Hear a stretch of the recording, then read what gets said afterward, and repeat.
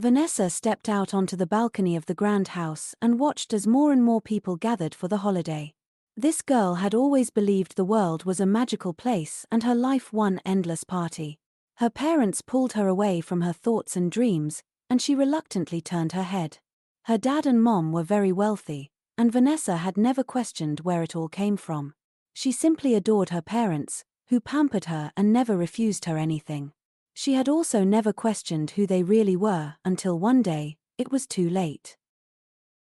Unexpectedly, a fire broke out in the house.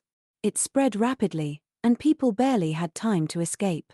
That evening, for the first time, the girl wondered if her parents had enemies or if they themselves were someone's enemies. In an instant, weapons appeared in the hands of Vanessa's father and mother. Her father urgently told the nanny to take Vanessa away. Barbara immediately grabbed the teenage girl and, closing her eyes, rushed past the burning sections of the house. She managed to save Vanessa, but it was all over for her parents that day.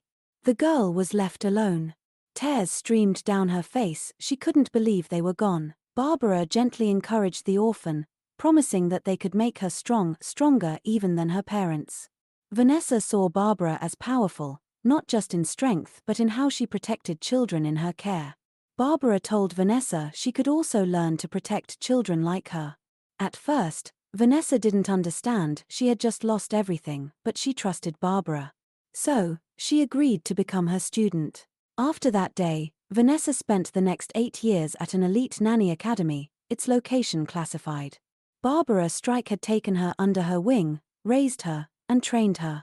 Now, Vanessa was much stronger. Barbara had become the director of the academy, and after years of lessons and training, Vanessa was finally ready for her first serious assignment. Shortly before Vanessa's visit, Barbara had been discussing a lucrative offer with a certain Mr. Paralan. The headmistress promised that with the proposed salary, they could offer the best employees, each with years of experience. But this particular client wanted someone special, someone who had never worked with anyone before. Barbara presented a list of employees next in line for first assignments. Mr. Paralan asked if they were all competent. The headmistress guaranteed that every graduate was proficient in early childhood development and psychology, as well as trained in first aid and self-defense. All employees could drive various vehicles and were trained in cybersecurity. Housekeeping, financial planning, and politics were also part of the curriculum. Then, Barbara asked why Mr. Paralan needed an elite nanny. Oscar Paralan recalled a conversation from 2 weeks ago with someone who admitted to failing their master and promised to make it right. But Oscar only wanted the ledgers, he was preparing to issue a bill to the guilty party. Then he said he'd call Jack, the man he was speaking to, when he needed his services. Right now, he just wanted more milk. Jack didn't quite understand, but Oscar clarified, his son Cody loved chocolate milk. Cody soon appeared, and Oscar noticed how nervous the boy seemed. But Cody took a bold stance and demanded a double portion from Jack due to his oversight. Oscar asked why he wasn't behaving quietly as promised, but Cody had his own requirements. Jack returned with a carton of milk, hands trembling. Oscar shouted that it was no longer needed, but Cody confirmed his order and grabbed the carton. Oscar picked up his son and was about to leave, still demanding milk. Back in Barbara's office, Oscar explained that the boy's mother was no longer around, and he needed someone to take care of the child. Barbara assured him the child would be in good hands and asked if he had a preference among the candidates. Oscar glanced at the folders and quickly pointed to Vanessa's file.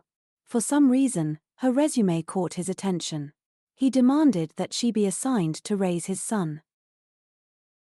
Vanessa's specialty was cybersecurity, and Barbara asked if he had a large internet network at home.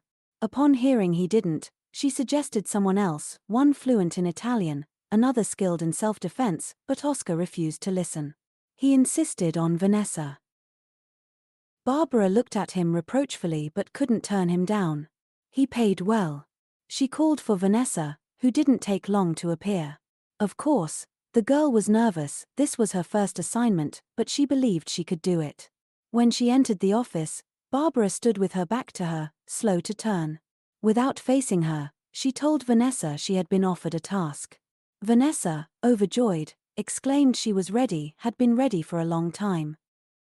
Barbara interrupted. She hadn't chosen the task for Vanessa, someone else had. She explained that the client had chosen her personally. Going to the table, she pulled out a folder and announced the name, Oscar Paralan. Vanessa was stunned. She knew that name. It had been on the front page of the newspaper years ago. Paralan hit back. A mafia family. She was convinced they were involved in the fire that took her parents' lives.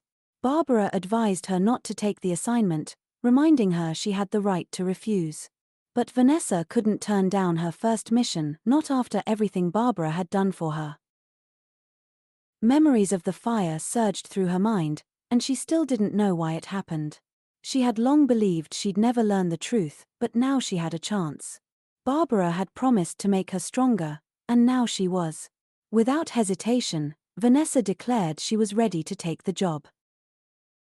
Barbara had her doubts, but Vanessa's resolve convinced her. The girl also considered that Mr. Paralan had a small child, an innocent.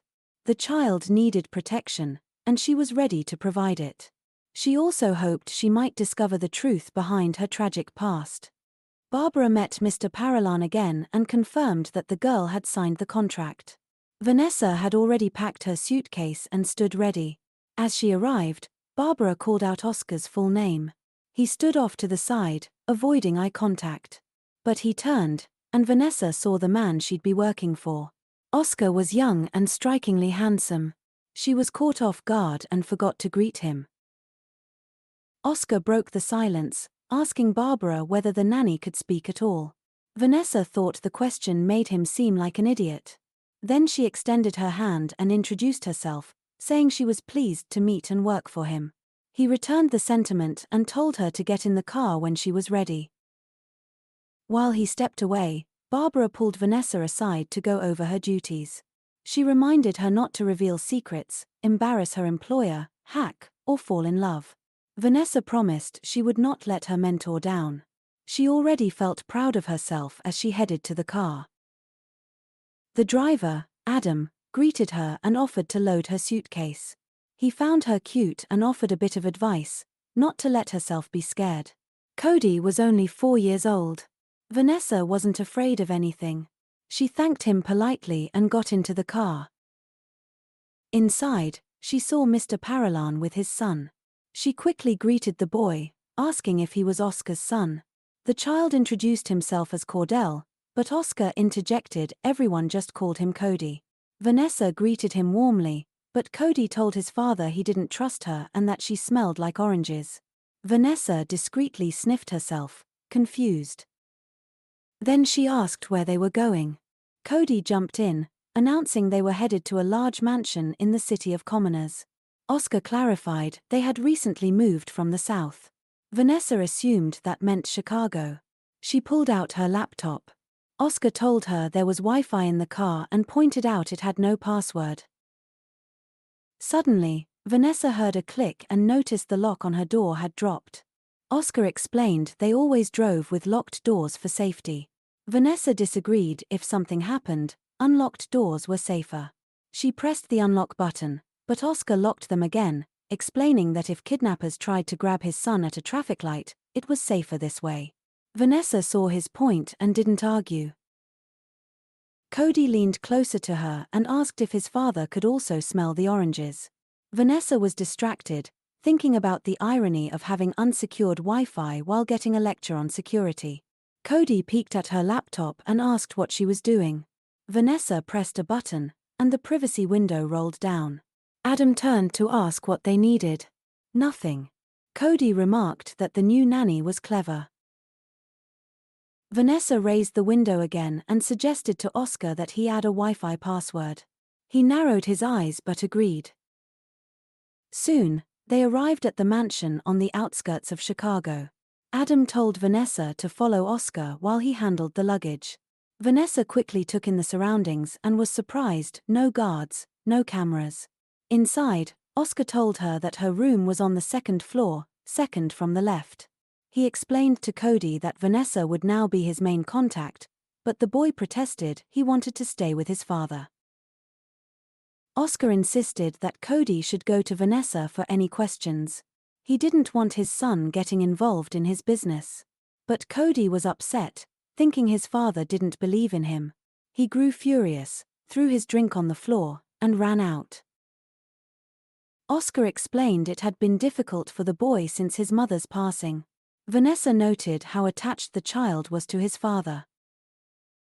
Then the girl asked if Cody knew what Oscar was really doing. In response, the man asked if Vanessa knew, and she immediately remembered the notes about his affairs. She admitted she had read some news but hadn't really delved into his business. Oscar, nevertheless, decided to be honest. He admitted that he was actually the deputy of the Paralan Mafia Don. Vanessa was well aware that being the right hand of the mafia head placed him nearly at the same level as the Don. Oscar went on to say he had more enemies than he could count and was sure they would do anything to get to his only son. Cody, as the heir to the Paralan name, was incredibly important. That, he said, was why he needed Vanessa to protect his child. The girl promised she would do everything necessary. This seemed to reassure Mr. Paralan. Vanessa immediately began to ask about her responsibilities and listed some things she could do involving cybersecurity, but Oscar told her it wasn't necessary. Her only task was Cody. She hadn't realized she'd be more of a nanny than anything else. She then brought up the fact that there were no bodyguards, and the staff should probably be checked. Oscar stepped closer and repeated that her only job was to keep an eye on his son. At that moment, Vanessa noticed a drink pouch Cody had thrown on the floor. Mr. Paralan added that since the boy had run off, she should go after him. Vanessa agreed and ran outside to look for the boy, but he was nowhere to be seen. Then she heard a quarrel, Cody's voice shouting. She turned and saw Cody being grabbed by masked men and pushed into the trunk of a van. Vanessa immediately gave chase, hoping to stop the kidnappers, but the van sped away too quickly. She stood there, watching the van disappear, horrified. Her very first day, and the child had been kidnapped. She turned to see Mr. Paralan standing in the doorway and panicked about how to tell him. For a moment she considered chasing the van again, but knew it would be useless. She ran back to the house to report. When she told him masked men had taken Cody, Oscar grabbed her by the arm and demanded they go after the car. Vanessa didn't hesitate, she also wanted to rescue Cody. Grabbing her bag, she asked for the keys, but Adam had already run over. He would be her driver and take her wherever she needed to go. Vanessa promised Oscar she would bring the boy back and told him to report the kidnapping to the police. But Oscar leaned in and said that wouldn't be necessary if she did her job right. The car peeled away at high speed in the direction the van had gone. Vanessa gave directions to Adam and opened her laptop, launching a program to track the van. She had memorized the license plate and was going to use her tools to locate it. Adam asked what she was doing, and Vanessa briefly explained her plan. She checked surveillance footage and confirmed the van had passed a nearby camera less than a minute ago. Everything seemed to be going too smoothly, she suspected it might be a trap. She gave more directions, left, then 2 traffic lights, then right. She began hacking into nearby cell towers for broader access. As she worked, she muttered to herself, prompting Adam to ask again what she was doing. Vanessa didn't stop. Soon she located 3 phone signals coming from a nearby building. When they arrived, she spotted the kidnappers' van parked outside. She instructed Adam to drive around the building and wait on the far side while she retrieved Cody. A bodyguard stood at the entrance, clearly trained, but strangely without a weapon. Vanessa approached and warned him she was trained and asked him to open the door peacefully. He leaned on it smugly and refused. Without waiting, Vanessa struck, bending her elbows sharply and delivering a hit to his solar plexus. As he doubled over, she followed with a swift strike to his neck. The towering man collapsed, dropping his sunglasses. Vanessa stepped over him and entered the building, finding herself in an empty kitchen. Grabbing a metal tray from a table, she armed herself.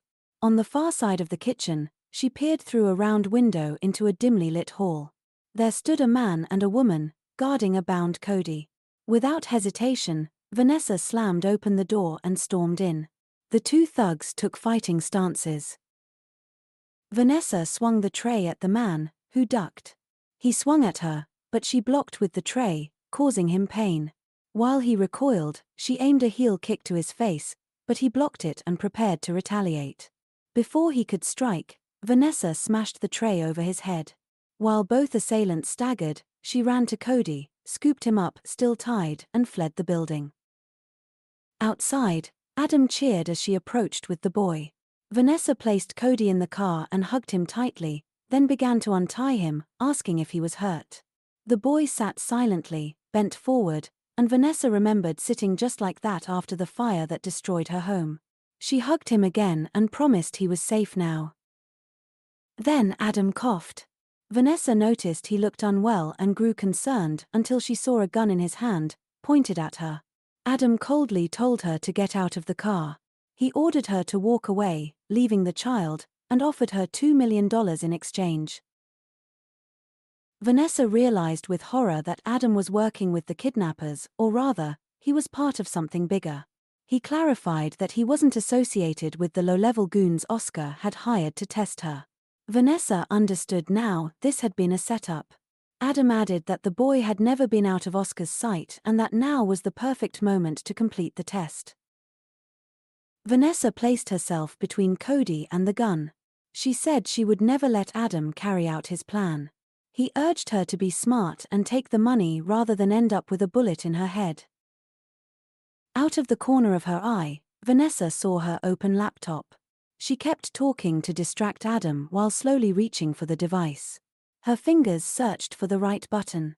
When she refused again, Adam prepared to pull the trigger. At last, Vanessa pressed a button. The windshield wipers squeaked across the glass, catching Adam's attention. While he turned, she pressed another key. The privacy screen between driver and passengers rose suddenly and jammed Adam's hand, making him drop the gun. Seizing the opportunity, Vanessa pushed the car door open and fell backward, holding Cody close to shield him. She landed on her back, protecting the boy. Then she got up and ran, Cody in her arms, not looking back. She whispered reassurances to the child as she ran, that they'd be home soon, that he had been very brave. Approaching the house, she saw Adam's car already parked in the yard. Panic rose inside her. What if he had already returned and was lying? Then she saw Adam standing calmly next to Mr. Paralan, acting like nothing had happened.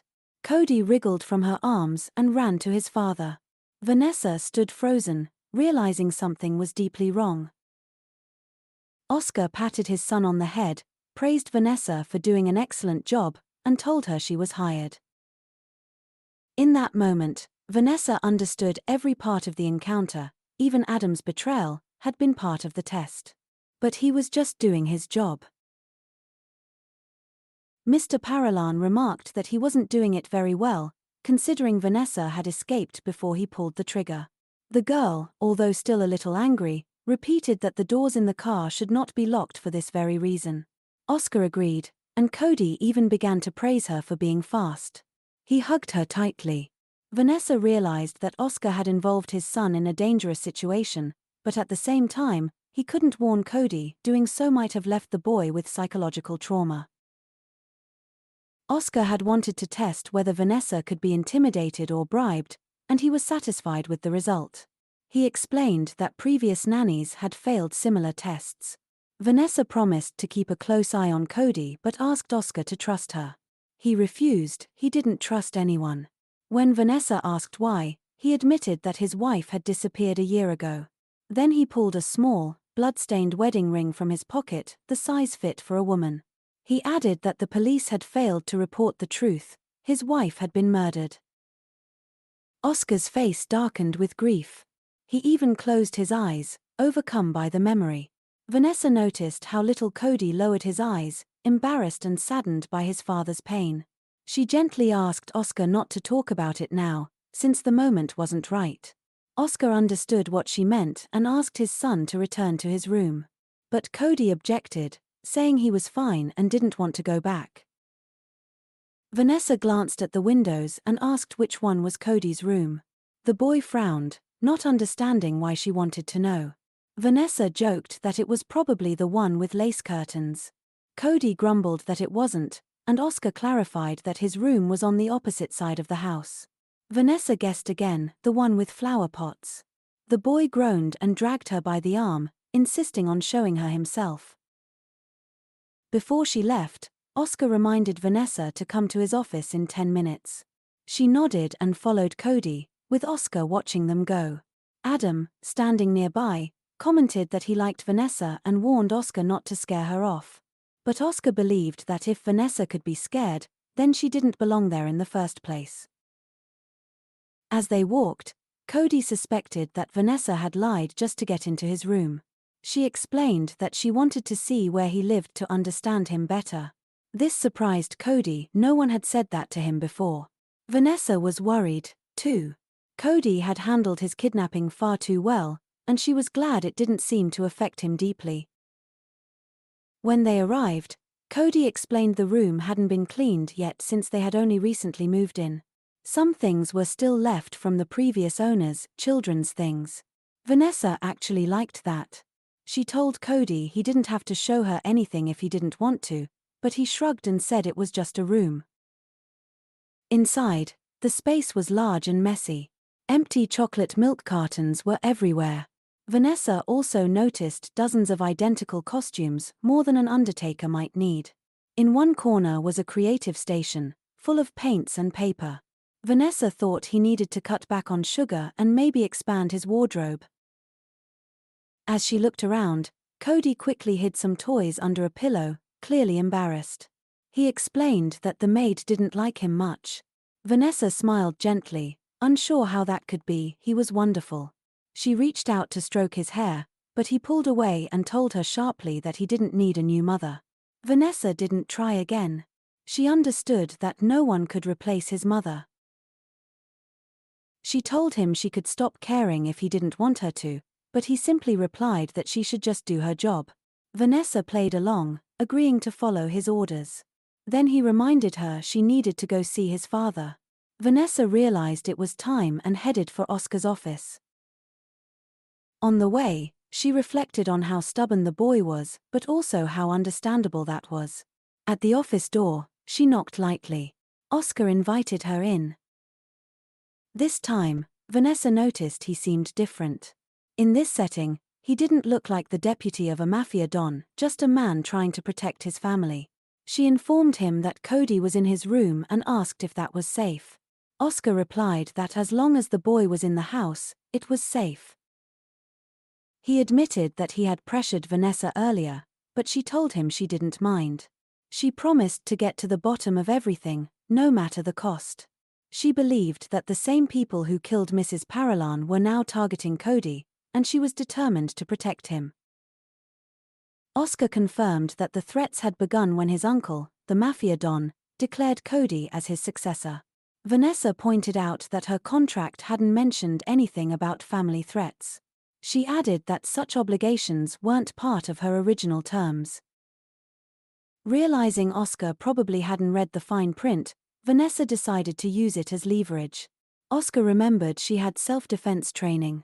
Vanessa, however, reminded him she was freshly graduated. He should have chosen someone more experienced. But Oscar insisted he had hired exactly who he needed. Vanessa paused, unsure what he meant.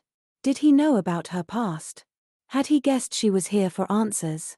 But Oscar only said he didn't want anyone else. He asked her what conditions she needed to stay. Vanessa realized this task was much bigger than expected. Oscar began offering compensation, increased pay, a house in Mallorca, political connections. Vanessa dismissed them. None of it mattered if she failed. Then she asked for full access to everything she needed. Oscar asked her to clarify. She said absolutely everything, insisting it was necessary to protect Cody. He was intrigued by her request. Her dedication struck him as selfless, but Vanessa corrected him, she just wanted to survive the mission. Oscar said there were some things he couldn't share, like business accounts or client data. Vanessa promised she didn't care about his criminal dealings. She wouldn't look where she didn't need to. The conversation started to amuse Oscar. He asked again what she hoped to gain from all this. Vanessa replied with a personal request, a glowing review. She was risking her life for Cody, and if everything went well, she wanted her work to be appreciated. She also asked that Oscar become the top patron of the Elite Nanny Academy. Oscar considered her request and found it modest. He promised to do it in a year when they left Chicago. But then he turned serious. He warned her that if anything happened to his son, things would be very different. Vanessa would regret not dying during her mission. Though she was not a fearful person, Oscar's threat chilled her. His face was so stern she thought he might hit her, but he didn't. He simply told her to make herself at home. Leaving the office, Vanessa knew he meant what he said. She could see it in his eyes, he wouldn't hesitate to kill her if she failed. But she reminded herself, elite nannies never make mistakes. In the hallway, she found Adam dragging her suitcase upstairs. She could have carried it herself, but Adam told her she'd been through enough. He was glad she was staying.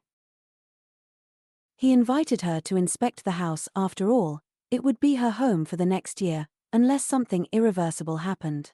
Vanessa couldn't tell whose side Adam was really on, but she followed his suggestion. The house felt like a palace. She walked out to the garden to check the security. Near the fence, she spotted a familiar face, the guard she had knocked unconscious during the rescue. She realized he must have faked it. The fence was 3 meters high, topped with barbed wire. She saw more guards patrolling, huge men like the first one. There were fountains and elegant features, but the space Cody played in didn't seem child-friendly. Vanessa decided she would take him to a proper park sometime. Back inside, she searched for her room. It was spacious and nicely furnished, but luxury wasn't on her mind. She needed to charge her laptop. But when she opened her bag, she froze, it was missing. She retraced her steps and realized she had left it in the car when she jumped out with Cody. Looking out the window, she hoped to grab it right away, but the car was gone. Oscar came into the room and invited her to dinner. Vanessa immediately asked about the laptop, and he promised Adam would retrieve it. She then asked about Cody and was told the boy would be dining in his room tonight. Vanessa wondered how often Cody ate alone.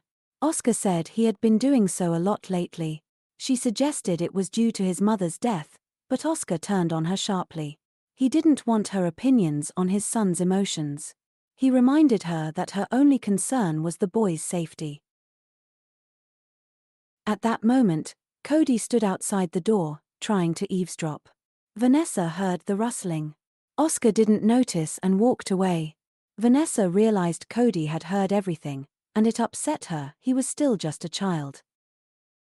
She made her way to the dining room and was shown to a massive table. There was a ridiculous amount of food. Though she was hungry, it felt excessive. Mr. Paralan sat across from her, ready to eat. While looking at her, the girl, trained in etiquette, still felt a little uncomfortable. At the academy, she had been taught the art of small talk with employers, so she decided to initiate a conversation. Vanessa asked what had brought Mr. Paralan to Chicago.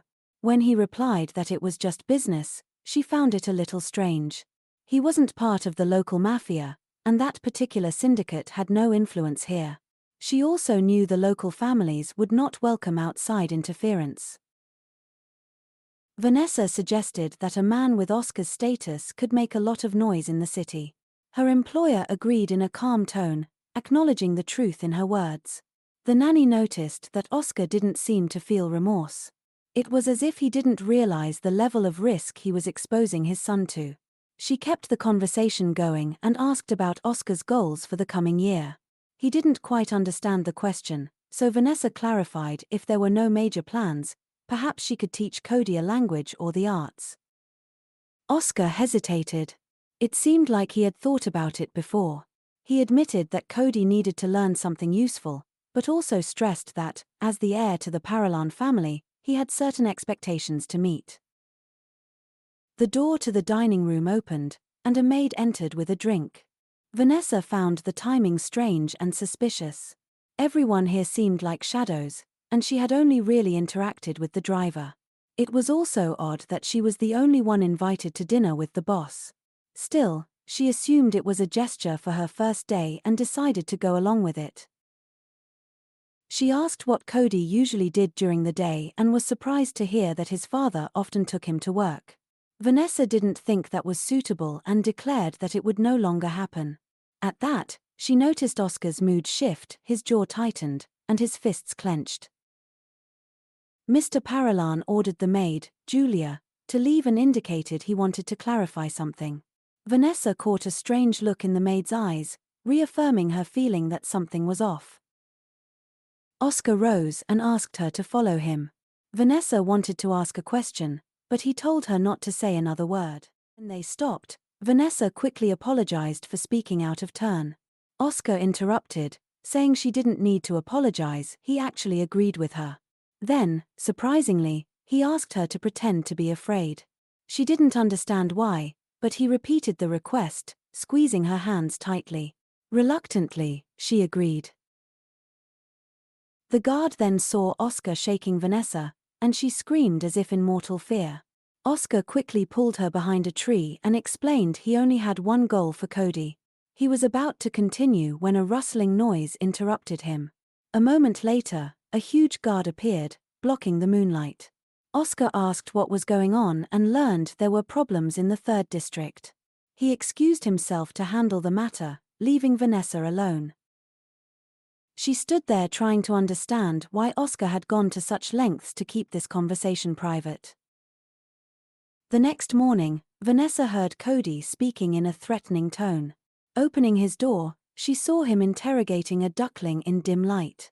It felt bizarre that a child so young was practicing intimidation, but she invited him to join her for breakfast. Cody declined, saying he'd eat in his room. Vanessa smiled and joked that he was probably afraid to eat human food in front of her. Cody looked confused by her term. She elaborated, playfully accusing him of being a vampire. After all, he never ate in front of anyone, and he only came out in shadows. Cody firmly denied the claim and said he just didn't want to eat with her. Vanessa responded that she'd already eaten anyway and the kitchen was all his. She left him alone but asked to meet later downstairs. Once alone, Cody was annoyed. He didn't understand why she wouldn't just leave. He looked at the duckling and told it to stop staring at him like that. After breakfast, Vanessa washed dishes and was glad Cody had eaten.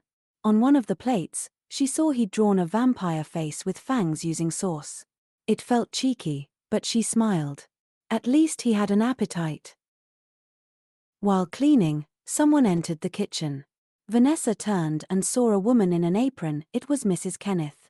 The woman asked what Vanessa was doing there. Vanessa calmly explained that she'd be handling Cody's breakfasts and lunches from now on and promised not to interfere with Mrs. Kenneth's duties. The older woman noted Vanessa was good at cleaning. Reaching for a cabinet, nearly pushing Vanessa aside, the maid said Mr. Paralan wanted coffee. As she prepared it, she asked how Vanessa had slept. Vanessa lied and said it was fine, though in truth, she hadn't closed her eyes, haunted by the feeling she was being watched. Vanessa asked Mrs. Kenneth if she'd seen her laptop. The maid didn't understand the appeal of such devices and said books were better. At that moment, Oscar's voice called from the door, asking where his coffee was. Vanessa turned, surprised at how calm he seemed. She knew it was just an act. Oscar noticed her expression and asked if there was a problem. She didn't respond, only asking if Cody was okay. She still didn't fully understand Oscar's behavior last night. He had tried to tell her something about his son but had stopped. Outside Cody's door, she heard him once again talking sternly to the duckling and realized where he was picking up such habits. Since the boy was occupied, Vanessa returned to her room and found the laptop had been placed on the table. Eager to investigate, she began searching for information on Oscar. Opening a search engine, she typed in Paralan crimes in the South. She quickly discovered that the Paralan family had been running a mafia group for a century. Oscar's uncle was now the Don, having inherited the position after his older brother died. With no sons of his own, he made Oscar his deputy, and Cody was the next heir. It began to make sense why Cody behaved the way he did. Vanessa dug deeper into dark web forums. Despite his short time in Chicago, Oscar had already made enemies. She couldn't understand why he would bring such heat upon himself unless his business back home had dried up. Then she heard Cody calling her mad ant. The insult didn't bother her. She quickly closed the laptop and went to see what he needed. In his room, she saw the duckling stuffed into her laptop bag. Cody was searching for his favorite tie. He had a night event with his father. Vanessa realized he didn't know that Oscar wasn't planning to take him. She tried to find a way to explain gently. She suggested they stay home and play while Oscar handled business, but Cody was convinced his father needed him, especially since he was going to meet people who hated the Paralan family. That was news to Vanessa, and she wondered how he knew. Cody believed his presence made his father seem underestimated, giving them an advantage. Then, suddenly, he asked Vanessa to support him when his father came in. Oscar entered and asked Cody to stay with Vanessa. He wouldn't return until the next evening and believed it was safer this way. Cody was devastated. He tried to bring up what his uncle had said, but Oscar insisted he needed to stay at home. As Oscar left, he asked Vanessa to watch his son closely. She took the chance to ask him to stay a little longer. Oscar, puzzled, agreed to listen. Cody looked at her hopefully, thinking she'd ask his father to take him, but instead, Vanessa only requested access to the security system. Cody's heart sank. He felt betrayed and abandoned. Oscar didn't have time to address it and promised they'd talk later. As he left, Cody remained with his nanny, now bitter at the world. Vanessa tried to cheer him up by suggesting dinner, but Cody refused and told her to leave. She tried to comfort him, but he shouted at her to get out. Left with no choice, Vanessa exited. He slammed the door behind her. She understood exactly how he felt once. She too had been left behind, watching her house burn. That night, Vanessa couldn't sleep. Again, she was overwhelmed by the feeling of being watched. She searched the entire room for cameras but found nothing. Still, the feeling of being watched wouldn't leave her. Despite the unease, it was time to resume her duties. Glancing at her immaculate room, she couldn't shake the suspicion that something sinister was lurking behind its perfection. Vanessa stepped onto the balcony, drawn by the gentle glow of the rising sun. She lingered there for a few minutes, watching the city bathe in light. Returning inside, she sat down and opened her laptop, but before she could do anything, she realized Cody was already perched on her bed. She invited him to breakfast. He refused again. Vanessa offered to take him to the park after eating, but Cody dismissed her disgusting food and said he wasn't going anywhere. Still, his interest was piqued at the mention of the park, and he asked her to tell him more about it.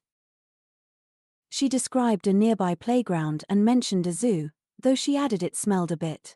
At this, Cody confessed he liked the Plaza de Balboa the most. Vanessa didn't know where that was, so he explained it was in the center of the city, nestled between rivers, with trees, benches, and fountains. He and his father used to go there often and feed the ducks. Vanessa tried to picture Oscar in such a tranquil setting.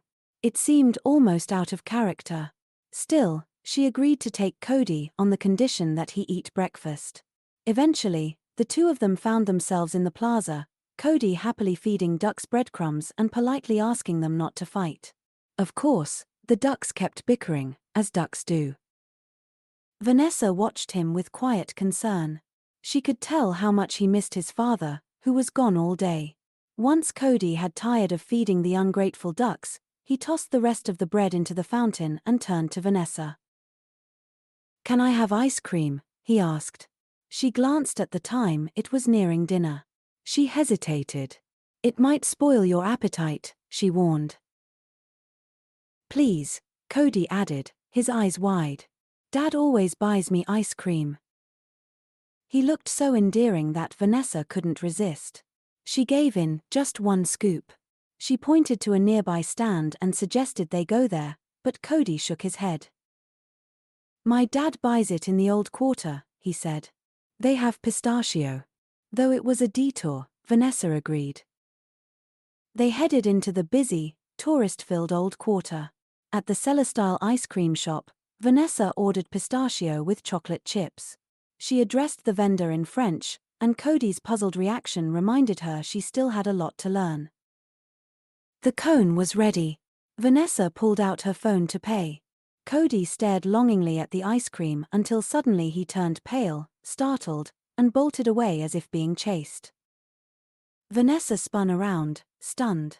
She barely caught a glimpse of him vanishing into the crowd before giving chase.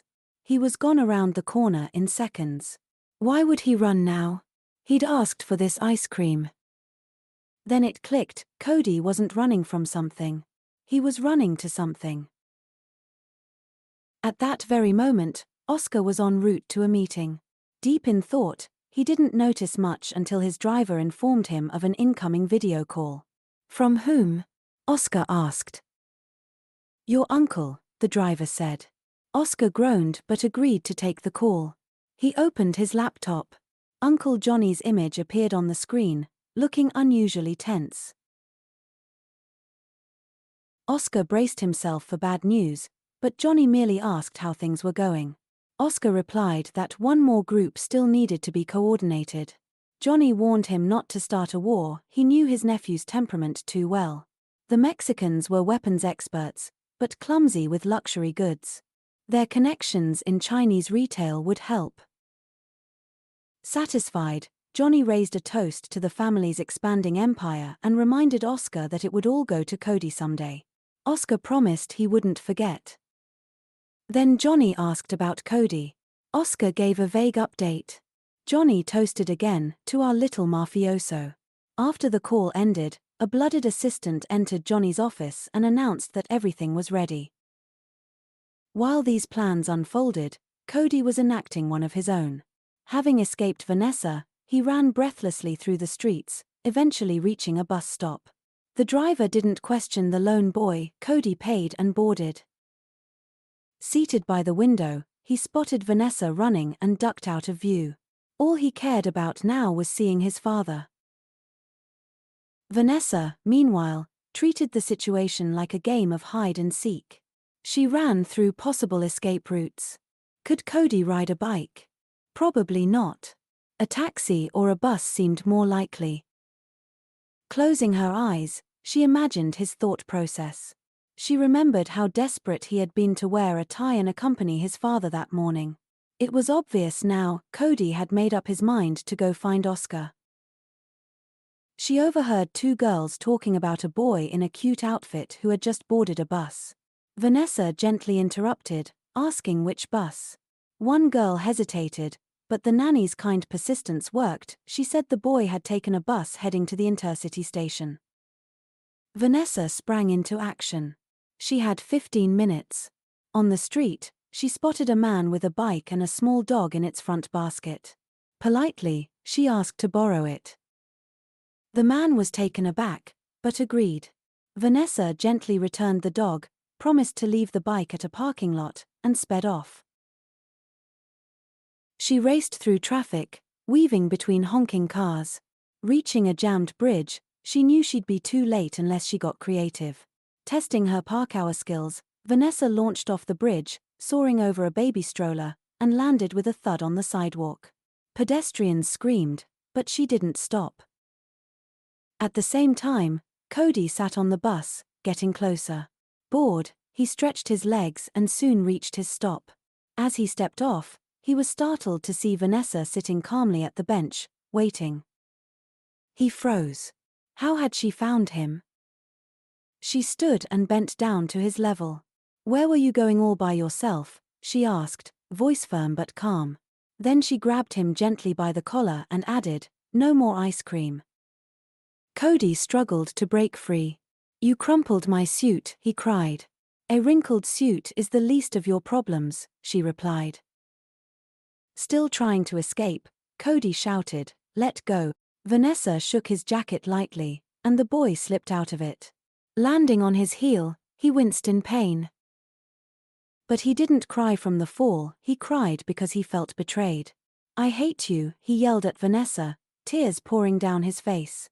"He didn't take me because of you." Vanessa crouched beside him, heartbreaking. "I'm sorry to hear that," she whispered. Cody curled into a ball, sobbing, blaming her for everything. She tried to explain that her job was to protect him, that it was dangerous to run off like this. "My dad's in danger too," Cody sobbed. "And I'm not there." Vanessa tried to calm him. "Your father has bodyguards. He's safe. They're all traitors," Cody shouted. Then the boy directly shouted that after what happened to his mother, his father simply could not trust any of them. Cody repeated Uncle Johnny's words, "Only family can be trusted," so he tried to protect his dad. Vanessa realized that in the boy's opinion, the bodyguards had deliberately allowed his mother to die. She tried to reassure him that the guards had done their best back then, but Cody objected, saying she didn't know anything. The girl didn't know the full truth about how Cody's mother was killed, but she understood the pain he was feeling. Still, Vanessa decided to try convincing him that he was wrong.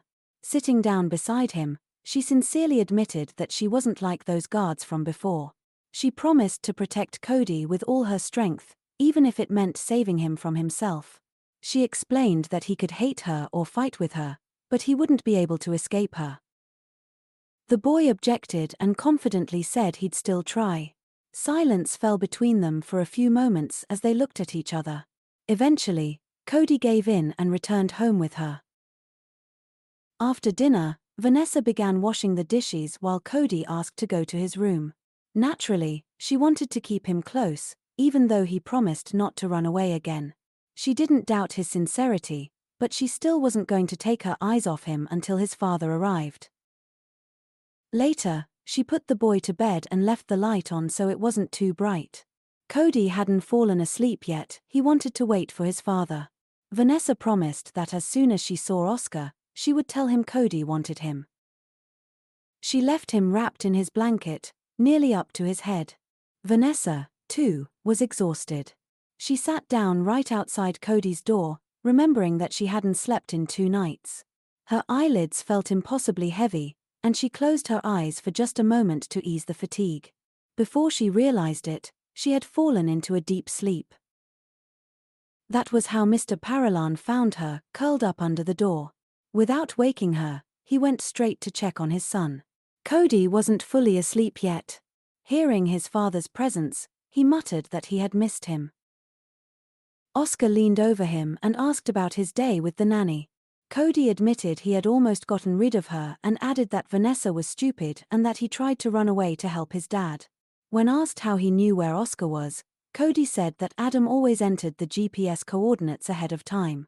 Oscar was impressed with his son's cleverness and also noted that Cody had overheard the guards talking.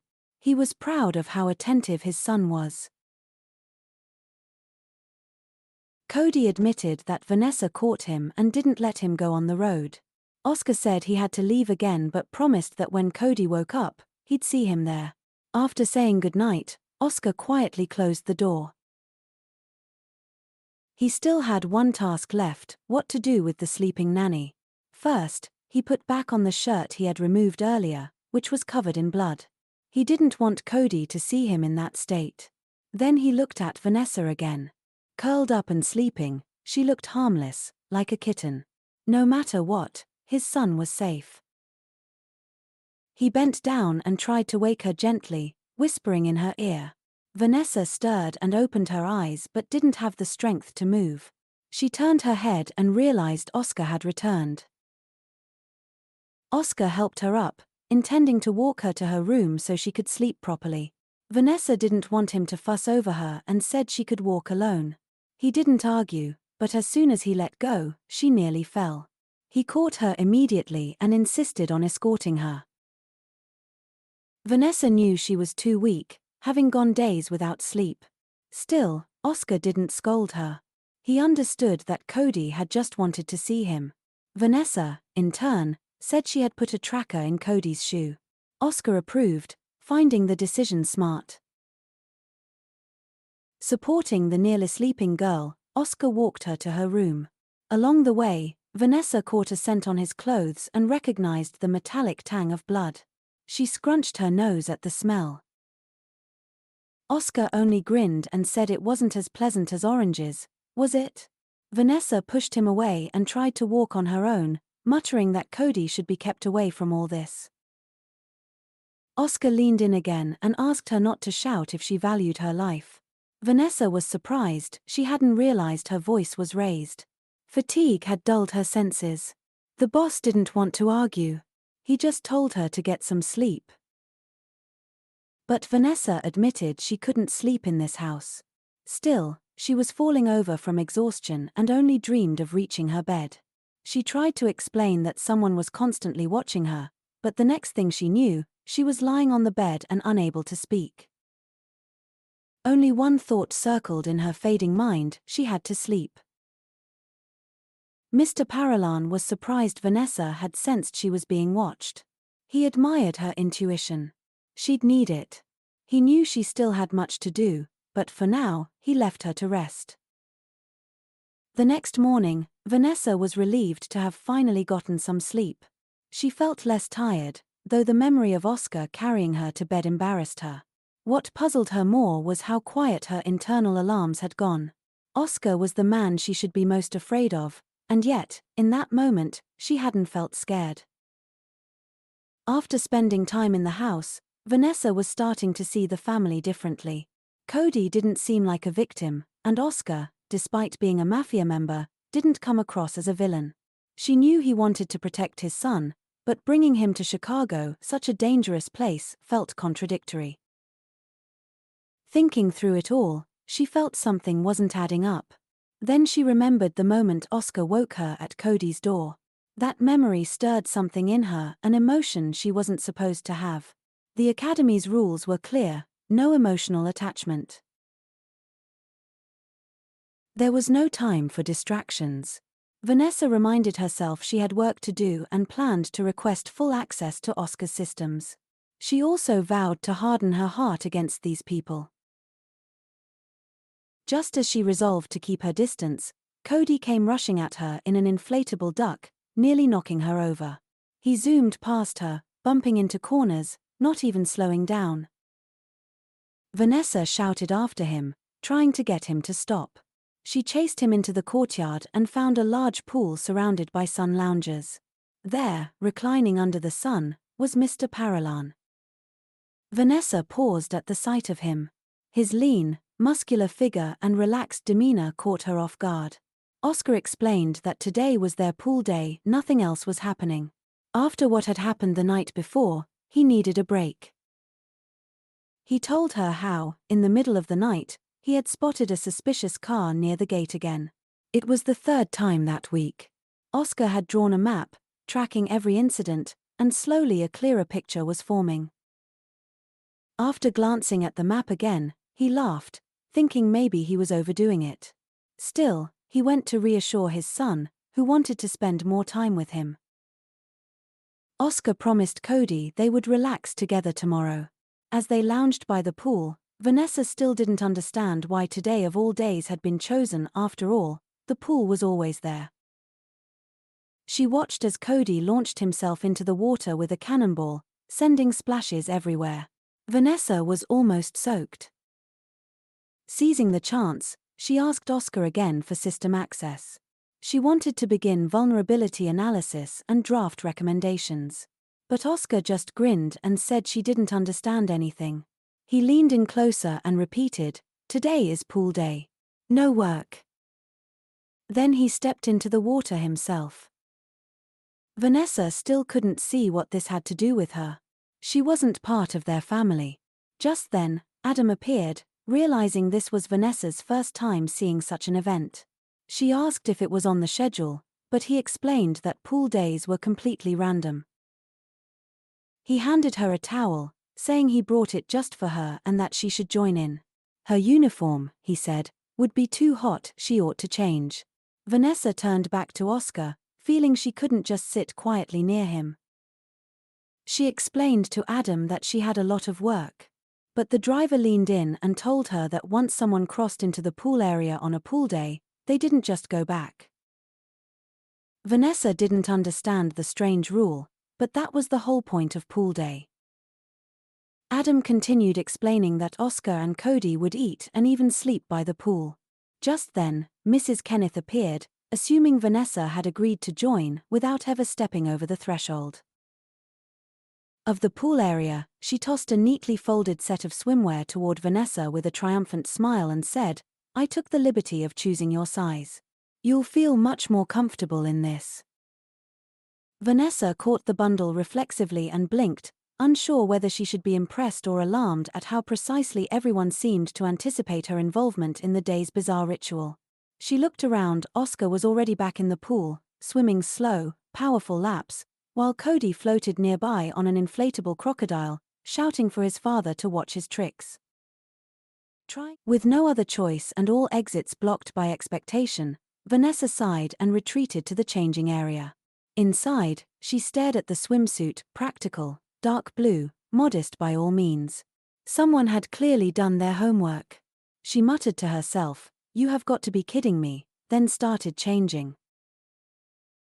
After a while, standing in her swimsuit, Vanessa realized that her plans to get answers that day had failed, so she decided to try to get along with Cody instead, hoping he would not be so alien to her. Approaching the water, she saw the boy holding 3 rings in his hands and invited her to play again. Oscar, meanwhile, sipping coffee, watched with interest the actions of his son and his nanny. Vanessa was ready to jump into the water and decided to do it with a little effect. The next moment she cut through the air with her hands and rapidly descended into the water. Paralan watched with curiosity as the girl made her jump head down. A few seconds later, after the nanny disappeared underwater, she emerged holding a ring in her hand. Cody immediately asked if his father had seen it, and Oscar nodded affirmatively. Then the boy told the nanny that he would be able to get the next ring first. The next moment they were both underwater, each trying to reach the ring as quickly as possible. When they surfaced, the boy noticed that he was definitely missing something while underwater, carried away by the capture of the ring. The nanny managed to pull the duck circle from him and even teased him in a childish way, trying to play, but this only made the boy angry. Still, she did not separate him from the duck and soon joined the owner to sunbathe on a sunlounger. Oscar noticed that they were having fun. Vanessa noticed that the boy had quite a lot of energy, and while the adults were resting, Cody continued to splash in the water, not wanting to get out at all. Then Oscar remembered how recently the girl was very eager to gain access to his security system. This seemed a little suspicious to him because he decided the nanny had ulterior motives to get closer to him. From such words, Vanessa even stopped chewing her sandwich because the boss himself promised to give her full access. After listening to the girl, Oscar sprawled on a chaise lounge like a model and asked if such full access was enough for her. It was definitely a joke on his part, but Vanessa, who knew him to be serious, couldn't believe he was joking. For a moment, she even thought that her boss had been replaced and now a completely different person was sitting in front of her. Adam, the driver, reappeared on the doorstep and asked the boss to talk to him. The driver never bothered Oscar just like that, and he immediately got up to find out what had happened. Vanessa thought that after all the turmoil, Mr. Paralan would just leave, and so did Cody. Adam briefly explained the matter and advised that the boss needed to see it himself, but Oscar could not leave because it was pool day.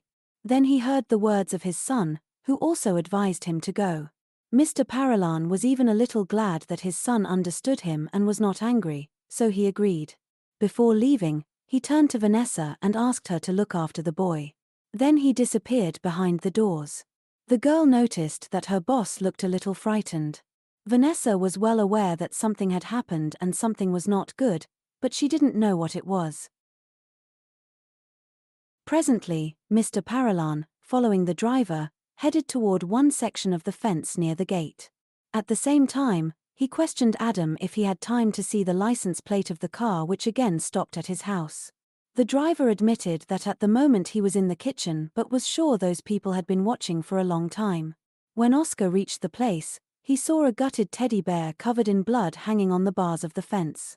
He asked Adam to check for explosives or surveillance devices and to dispose of the toy later. Meanwhile, Vanessa noticed that the boy was still sad and suggested they dive for the rings again.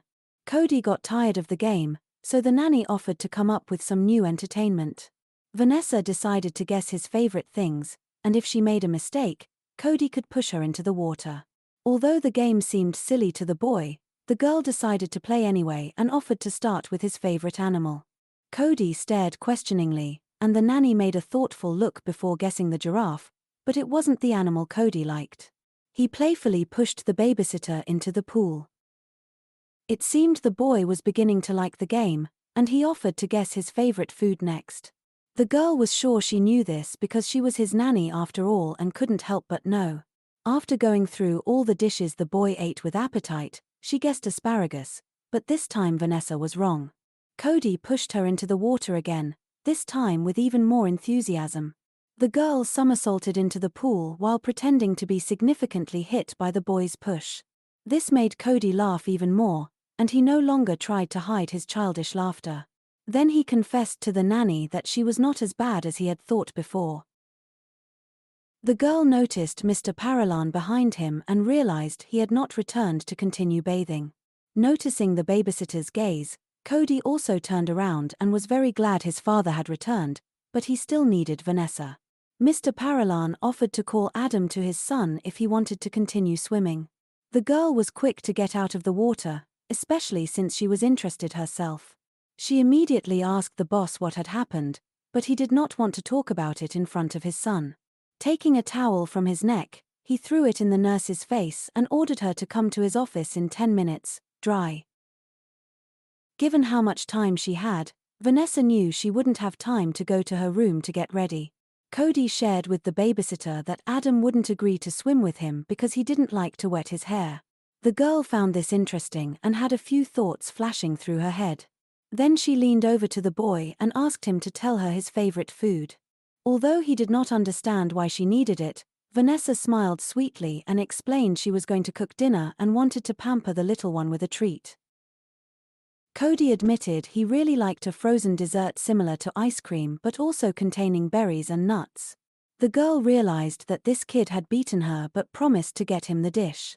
He ran to change clothes, satisfied.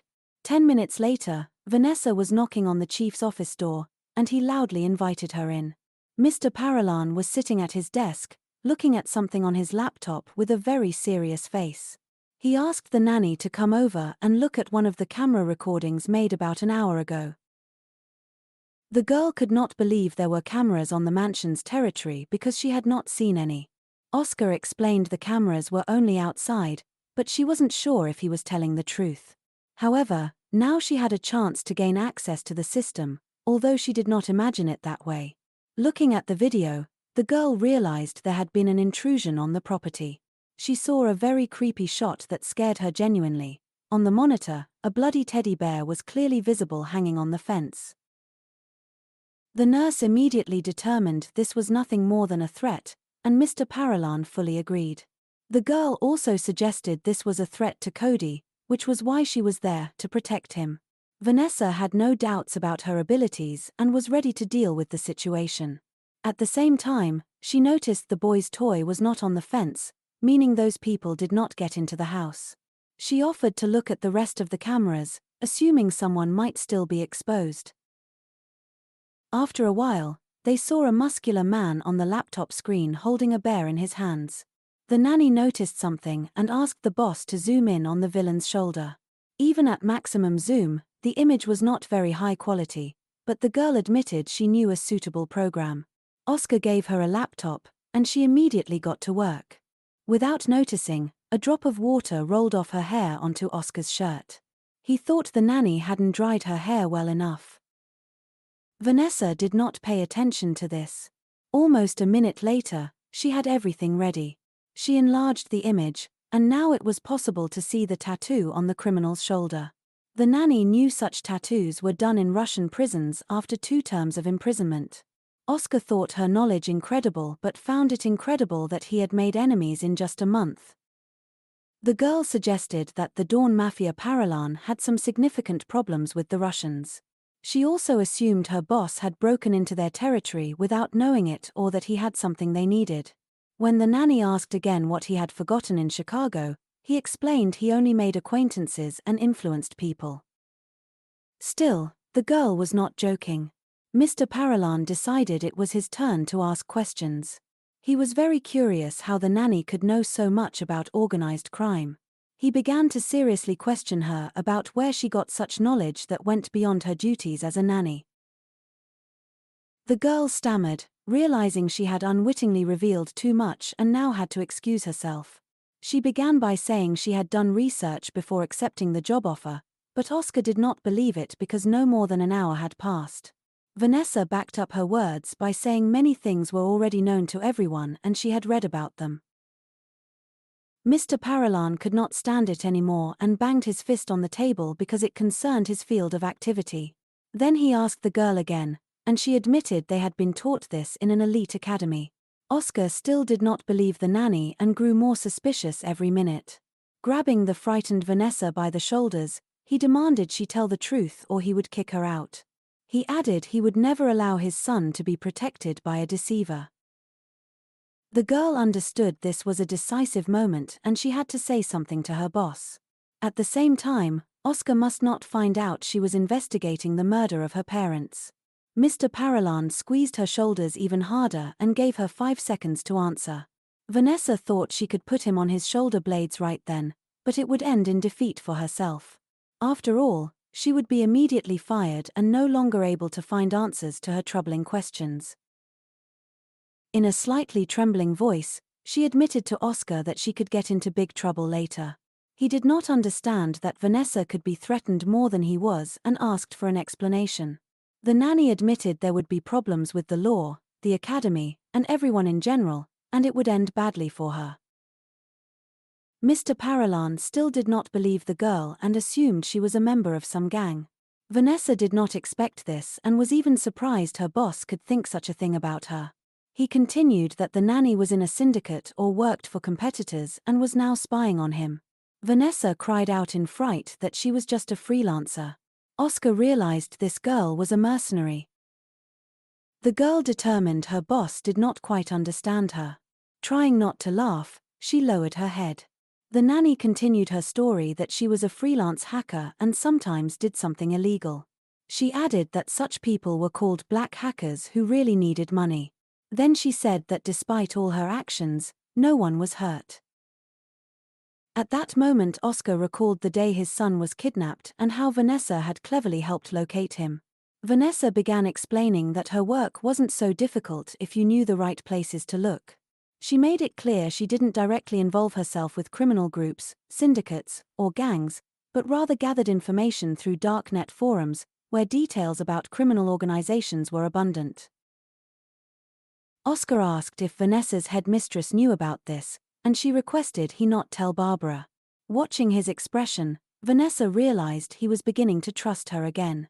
He promised secrecy, though his face held an intensity that made Vanessa uneasy, and rightly so. Immediately after, Mr. Paralan asked Vanessa to find someone for him.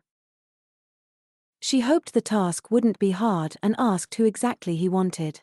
Without a word, Oscar handed her a laptop displaying the criminal's image. Vanessa needed a copy of the video footage to work effectively. Oscar gave her a tablet with all necessary files and told her he'd watch after his son himself. Leaving the office, Vanessa thought he trusted her too quickly, but she was willing to take any job he gave in exchange for his silence. The tablet was connected to his network, something not everyone would risk giving a hacker, and Vanessa suspected it was another test. She unlocked the device and noticed a program recording everything she did. She decided not to disappoint Oscar and prepared to perform the task, treating it as a performance more than a challenge. Meanwhile, in the south of the country, Johnny's trusted employee Simon nervously knocked on his boss's office door. Simon reported problems, but Johnny initially thought he was complaining about his outfit. He wasn't. Spitting out seed husks into a jar, Johnny listened as Simon explained that a mirroring program had detected unusual data activity. Johnny suspected Oscar had found their spyware. Though Johnny doubted Oscar's tech skills, Simon warned that the background programs on Oscar's tablet could reveal a lot. Johnny was not worried, he had trained his nephew well and believed Oscar would not interfere. He banged the jar lightly but remained calm, confident Oscar would not jeopardize him. Back with Vanessa, she began setting up a facial recognition scanner based on European Union standards, planning to expand it as needed. She was confident the mask worn by the villain wouldn't fool the system. Even hidden identities eventually show up on cameras. While the search ran, Vanessa checked on Cody. Almost immediately, a match was found. Surprised by the speed, she examined the results. The suspect was writhing in various poses on camera and had a Facebook account openly posting videos and photos. Vanessa found this bold and suspicious, so she dug deeper. Outside, Cody watched the street curiously, noticing Mrs. Kenneth cleaning with a rag. Adam grabbed Cody by the collar, warning him not to meddle where he shouldn't. The boy broke free and ran off, planning to investigate the duckling case further. Vanessa continued researching when she heard Oscar's voice. Turning, she saw him holding a plate of food. He explained she had missed dinner, but Vanessa was more concerned about Cody eating well. Oscar assured her Mrs. Kenneth was looking after his son. Then Vanessa showed Oscar the suspect photos. The villain's tattoo was missing in the latest pictures. Oscar was skeptical, but Vanessa insisted it was the same man. The tattoo was new and still healing, explaining its absence. The man's body structure matched perfectly. Vanessa proposed the man knew he'd be caught on camera, so he faked the tattoo or hid it. Oscar realized the man had deliberately provoked a gang conflict. Vanessa added that the suspect was born in Tijuana, linking him to the Mexican group Oscar had nearly finished negotiating with. Upset, Oscar now saw the man as a two-faced traitor. He asked Vanessa to track the suspect's location, which she did quickly. Oscar felt reassured he'd made the right decision hiring her.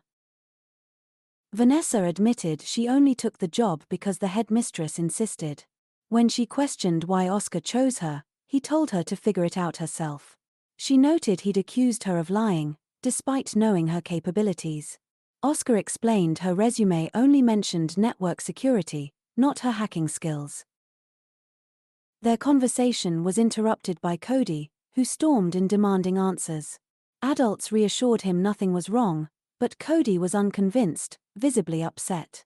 He threw the duckling toy on the floor and asked why Adam wouldn't let him outside. He noticed Mrs. Kenneth cleaning the main gate and saw 2 guards at the back door instead of 1. Oscar explained Adam kept Cody safe, the second guard was training, and Mrs. Kenneth was just cleaning.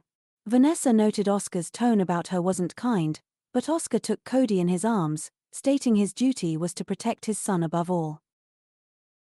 Oscar then asked Vanessa to confirm his words, recalling Barbara's warning that Vanessa must prioritize and protect Cody and obey her superior. Though reluctant, Vanessa confirmed everything. She knew she must protect Cody, even if it played into Oscar's hands. Alone, Vanessa returned to work, sitting at her laptop late into the night. When ready, she knocked softly on Oscar's door. He promptly opened and asked what she found. Vanessa reported that all locations where the suspect had been seen were unrelated to his house or legal business, which suited Oscar's plans. He was already plotting, marking locations on his investigation board. She wanted to coordinate drawing classes for Cody the next day, believing he had talent. Oscar agreed and sent Adam with them. Vanessa expected a train ride, but Oscar insisted on his way. Outside, Oscar noticed Vanessa's softened attitude toward him but didn't dwell on it, he needed her focused. The next morning, Vanessa was in the kitchen preparing apples when Oscar appeared, asking for coffee. Not finding Mrs. Kenneth, Vanessa offered to make it herself. While cooking, she shared news about Mexican weapons caches lost overnight. Oscar smiled mysteriously, suggesting Vanessa might not find such news interesting, but quickly reassured her he had no involvement and lacked resources for such operations. Vanessa doubted but listened as Oscar confessed he had contacts with grandmother Ivanova, a powerful figure managing organizations in Western Europe. This surprised Vanessa, knowing the reach Ivanova had.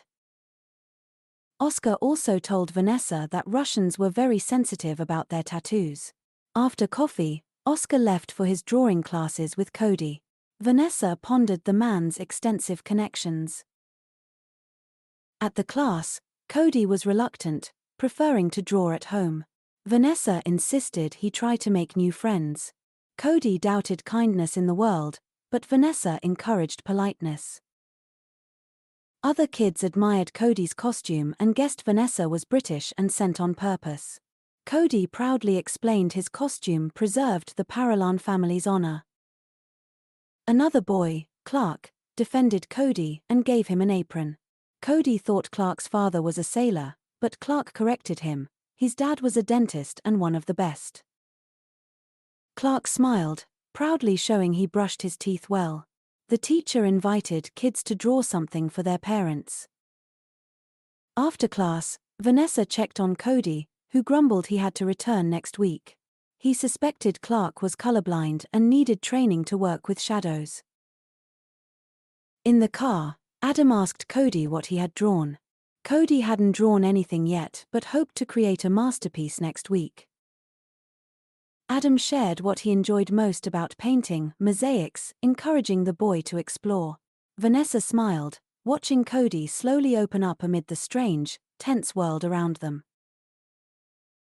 Suddenly, the driver abruptly fell silent as he noticed something bad in the rearview mirror. Vanessa noticed this and began to ask what he had seen behind them. Without explaining much, Adam only asked the passengers to hold on tightly, then slammed on the gas, causing Vanessa and Cody to slam into the back of the seat. The girl asked Adam to explain, but he wanted to be sure of his suspicions first. The nanny then looked out the window at the car likely chasing them. The driver realized his sharp maneuver hadn't prevented the pursuers from following and began to think of his next move. He needed to get away at all costs and keep Cody safe. He made a few more maneuvers, but the dark car remained close. Vanessa was worried. Fortunately, there were few cars on the road. Adam, having increased speed, rushed along the highway. He planned to quickly drop off the passengers, then distract the pursuers himself. Cody wanted to know why they couldn't go with his dad, but Adam knew it was undesirable to bring those people to the mansion. Vanessa thought if shooting started, the boy might get caught in the crossfire.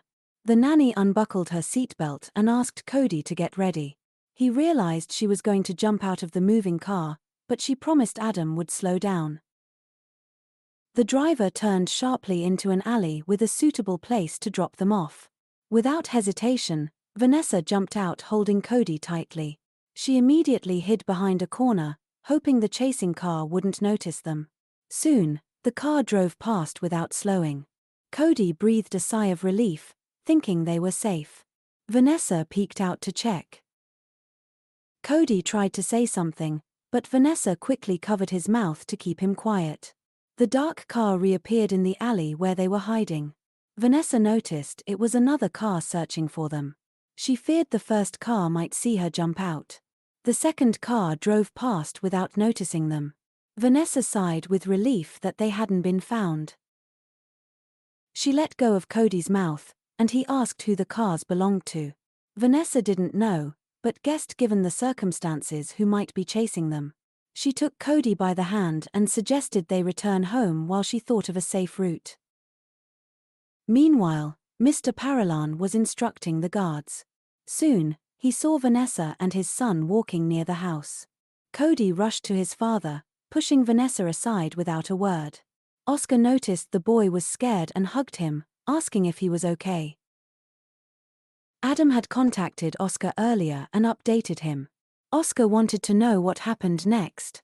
Vanessa told him there was a second car, but they escaped without problems. Cody, however, mentioned the neighbor's lawn had many garden gnomes, which he found terrible. Oscar realized that had scared the boy more than the chase. He sent Cody inside to change clothes. Vanessa approached Oscar, saying this time the threat was real because he had made enemies. She noticed Oscar seemed guilty but didn't admit it. Mr. Paralan decided to increase security. Vanessa planned to cancel the drawing classes. All she could do was minimize damage because what was done couldn't be undone. Cody returned, having forgotten to bring something for his father. He gave Oscar a drawing of his mother. Oscar noticed it was beautiful and very similar to his wife. Cody promised Vanessa he'd draw her next week. She wanted to explain he wouldn't have class, but Oscar put his hand on her shoulder, signaling her to stay silent. Oscar wanted to hang the drawing in his office. Cody went off to find a frame. When he left, Oscar told Vanessa not to cancel classes but to stay by his son's side. She didn't object, though she wanted the boy to be safe. Oscar prepared to make a call, dialing his uncle's number. The call surprised Johnny, but he knew Oscar needed help. Oscar asked him to send Nick and Anna, though they had agreed on minimal support. Oscar explained the city situation was heating up and he needed the two now. Johnny realized the clashes between Russians and Mexicans were escalating and hoped Oscar wasn't involved. Oscar assured him he stayed out of such matters but was concerned about group actions. Johnny offered a doctor, but Oscar had no job for her. He said the doctor would find something to do herself. Nick and Anna could only arrive next week. Johnny asked about little Cody's affairs before ending the call. Oscar thought his uncle knew about the pursuit and was already considering the Mexicans. A driver ran up, out of breath, reporting he had lost the pursuers. He told Oscar that Cody and Vanessa were safe at home. Oscar thanked the driver, who said he was just doing his job.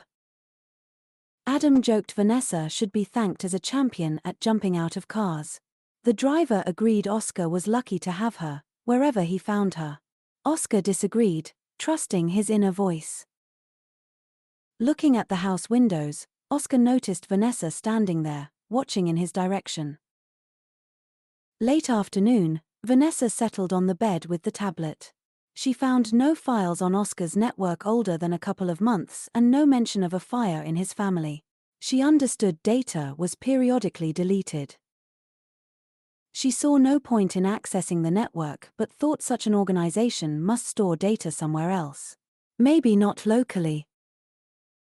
Vanessa recalled the mirroring program and decided to try accessing data through it. She knew if data wasn't stored on the network, it was sent elsewhere. She began hacking again to trace where the data went. After hard work, Vanessa found a larger network with serious firewalls and fake IPs. Oscar did not have access. She decided to find who controlled it by preparing a small gift for the mysterious collectors. A week later, Vanessa took Cody to drawing class. She told him to behave, but he objected, confident he was great. Vanessa had noticed his self-confidence but hoped he wouldn't do anything foolish. Entering the classroom, Cody threw his apron at Clark, not wanting to stain his clothes. He noticed Clark wore a gardener's uniform and learned Clark's mother had picked it out. A mustachioed man entered with a brush and invited the children to introduce themselves. Another nanny asked Vanessa how long she had worked as a nanny. When she said 2 weeks, the other nanny, Olivia, was surprised, as Vanessa looked very professional. Olivia had worked for 8 months in the same family but the child still hated her. Olivia had to take the child to piano and tennis lessons, during which the child cried. The girl under Olivia's care refused homework, only ate yellow food, and called Olivia by the previous nanny's name. Vanessa realized Olivia was struggling. Vanessa had her own difficulties, such as running and hiding from pursuers, but tried to stay positive. Suddenly, the classroom window shattered. Shards flew and stuck in Vanessa's face, but she was more worried about Cody. She ran inside to see a man holding the baby threatening others with a gun. The children were terrified and cried. Vanessa prepared to stop the villain, but he ordered her to stay or the boy would suffer. She stopped and asked him to release Cody. The boy shouted to Vanessa as if warning her. Suddenly, a shot rang out, blood flowing on Vanessa's arm. Olivia had shot, aiming to remove Vanessa. Another shot followed, and Vanessa fell, unable to move. The man and boy fled. Cody shouted to Vanessa, thinking she was dead. Olivia caught the villain and suggested retreating through the back door to avoid the family driver. Vanessa regained consciousness, head spinning. Leaning on the wall, she tried to find Cody. Adam appeared, having heard the shots. He caught Vanessa as she nearly fell, asking where Cody was. Seeing Vanessa was shot, Adam began to stop the bleeding. Vanessa thought it was a scratch. She took out a phone showing a beacon indicating Cody's location underground near a river. The driver offered to send the location to Oscar immediately. Adam wrapped Vanessa's hand, but she insisted on rushing to find Cody now, asking Adam to catch up later. The driver urged her to wait, but she ran toward a nearby tunnel. Vanessa knew she could reach Cody faster on foot. At the tunnel, a rusty lock barred her way. She kicked it with all her strength. It broke on the first blow, and Vanessa fell inside.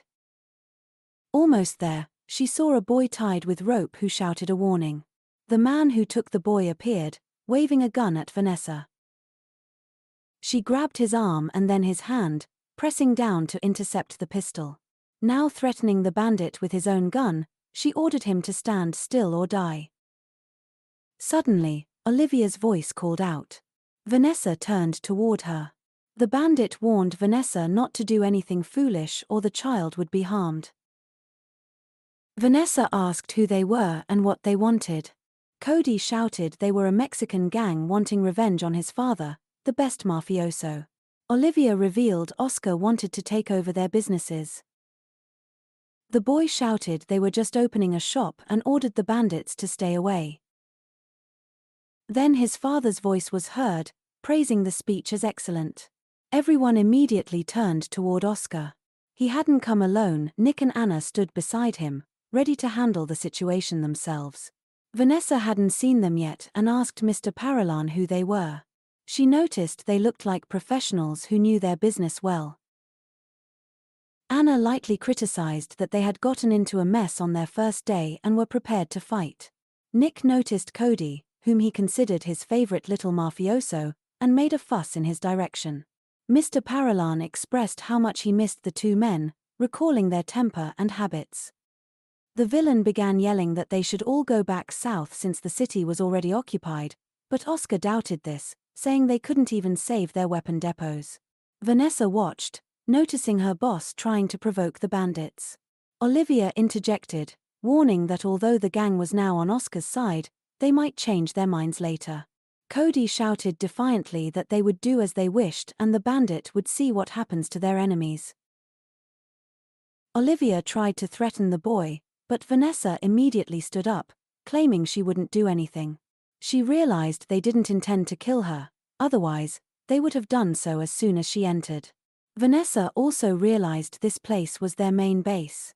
They hadn't expected to find her so quickly, and after losing many caches, it wasn't profitable to start shooting here, as the police could identify them immediately. Nick and Anna whispered how smart Vanessa was. Oscar had already told them about her. Olivia, still intolerant of their attitude, ordered Vanessa to be silent. Mr. Paralan decided to intervene, suggesting they not resort to guns and settle things like civilized mafiosi. Nick noticed they were outnumbered, 4 against 8, even with an injured nanny. Anna called it cowardice, but Olivia refused to be a fool and asked the others to lay down their arms first. Vanessa thought it best to comply, not wanting Cody to get hurt. Mr. Paralan holstered his pistol and put on the safety. The bandit who had stolen the baby was confident they could beat them with bare hands. Olivia ordered her men to attack immediately.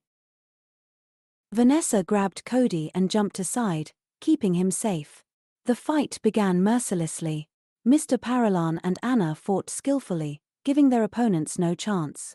Nick also kept pace, skillfully defending against the bandits. One Mexican bandit approached Vanessa. Though wounded, she prepared to fight. As he neared, She struck him with her leg, knocking him down, then pressed him harder to the floor. Oscar and his assistant continued fighting the remaining bandits, who proved formidable. Vanessa decided it was safer to carry Cody away, putting him on her back. Before she could reach the exit, another bandit appeared, quickly handled by Nick. Before Vanessa could leave, the entire Mexican group lay immobilized on the ground. Cody jumped down and ran to his father, praising his quick action. Nick approached Vanessa, praising her fighting skills as a nanny. Anna said Vanessa reminded her of someone but couldn't recall who and wondered if Vanessa had been to Buffalo.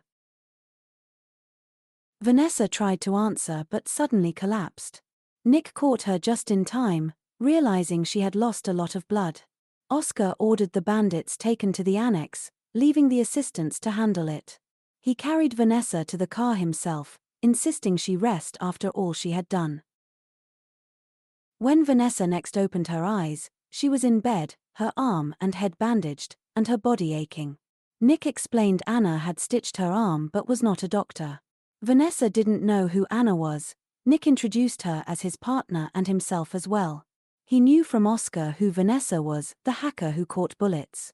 Vanessa saw it as just a job, but Nick doubted they shared the same work. Nick visited to warn Vanessa she needed to rest at least a day. Vanessa worried about Cody, but he was now watching TV with his father. After Nick left, Vanessa realized Oscar had decided to increase security. He seemed well acquainted with their enemies. Though worried she had to stay in bed, Vanessa took her tablet to try again to find the full database through the mirroring program. She soon identified a network of devices, security cameras, personal computers, dozens of accounts, and located the main complex in the south. Curious where the data was stored, she considered the possibility of a deleted archive. Searching city of Albuquerque, she found the archive contained over 200 files about racing, jewelry, gambling, and deals spanning decades. Looking through this, Vanessa concluded her parents had been mafiosi, which displeased her. She guessed they were criminals involved in money laundering, casinos, horse racing, and black market jewelry. Their affairs eventually went awry, with sad consequences. Vanessa narrowed her search to find needed information faster, but suddenly the screen went dark and a warning appeared. Someone had disconnected her from the network. She didn't know who or why but suspected a hack. She decided to take Oscar's cybersecurity seriously. In Albuquerque, a young man surrounded by monitors noticed her hacking attempt. It was Simon, curious about what she sought and how she entered their system. Vanessa, having finished, asked Julia where Oscar's new people were. Julia said they were in the kitchen. Nick and Anna were discussing plans when Vanessa arrived. Anna was surprised Vanessa got up so early despite her injury. Vanessa thanked them, saying without their help Cody could have been seriously harmed. The nanny also thanked Anna for her support. Anna assured them they were there for that. Nick said they were deciding how to avoid similar incidents. Vanessa admitted it was a mistake to return to drawing classes since they could be tracked and an ambush expected. This saddened her, as she didn't want to be so predictable. Anna reassured her that Mr. Paralan himself had insisted on continuing studies. Nick added that with them there, Vanessa no longer needed to cover for him. Vanessa asked how long Nick and Anna had worked for Mr. Paralan.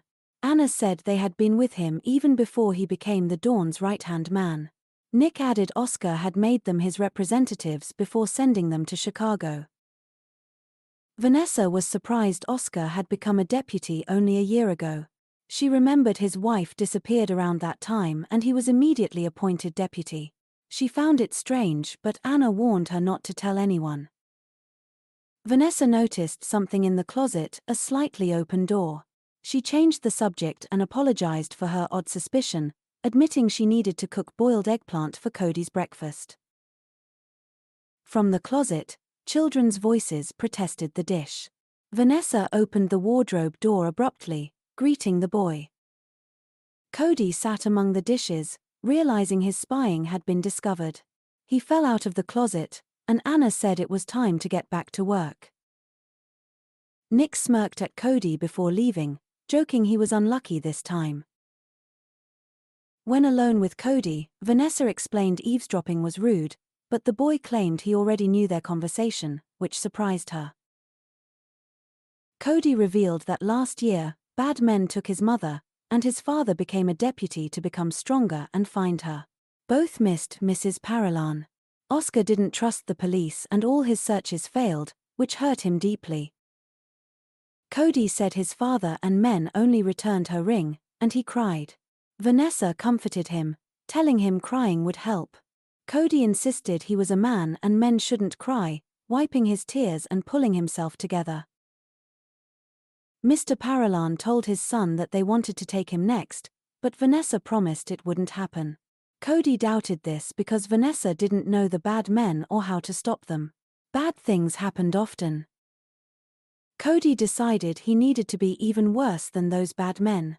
Vanessa was shocked by the boy's reasoning, realizing how hard his life was. Cody hoped one day to become the Dawn's right-hand man, find those who took his mother, and ensure no one else's mother would be taken again. Vanessa recalled a night when Mr. Paralan mentioned a purpose for Cody but didn't finish the conversation. She now tried to guess what he meant, aware it would be harder than imagined. In Albuquerque, Simon noticed the system hack and thought how to fix it. He went to the doctor's room and knocked, hoping she was home. Wanda opened and asked why he came.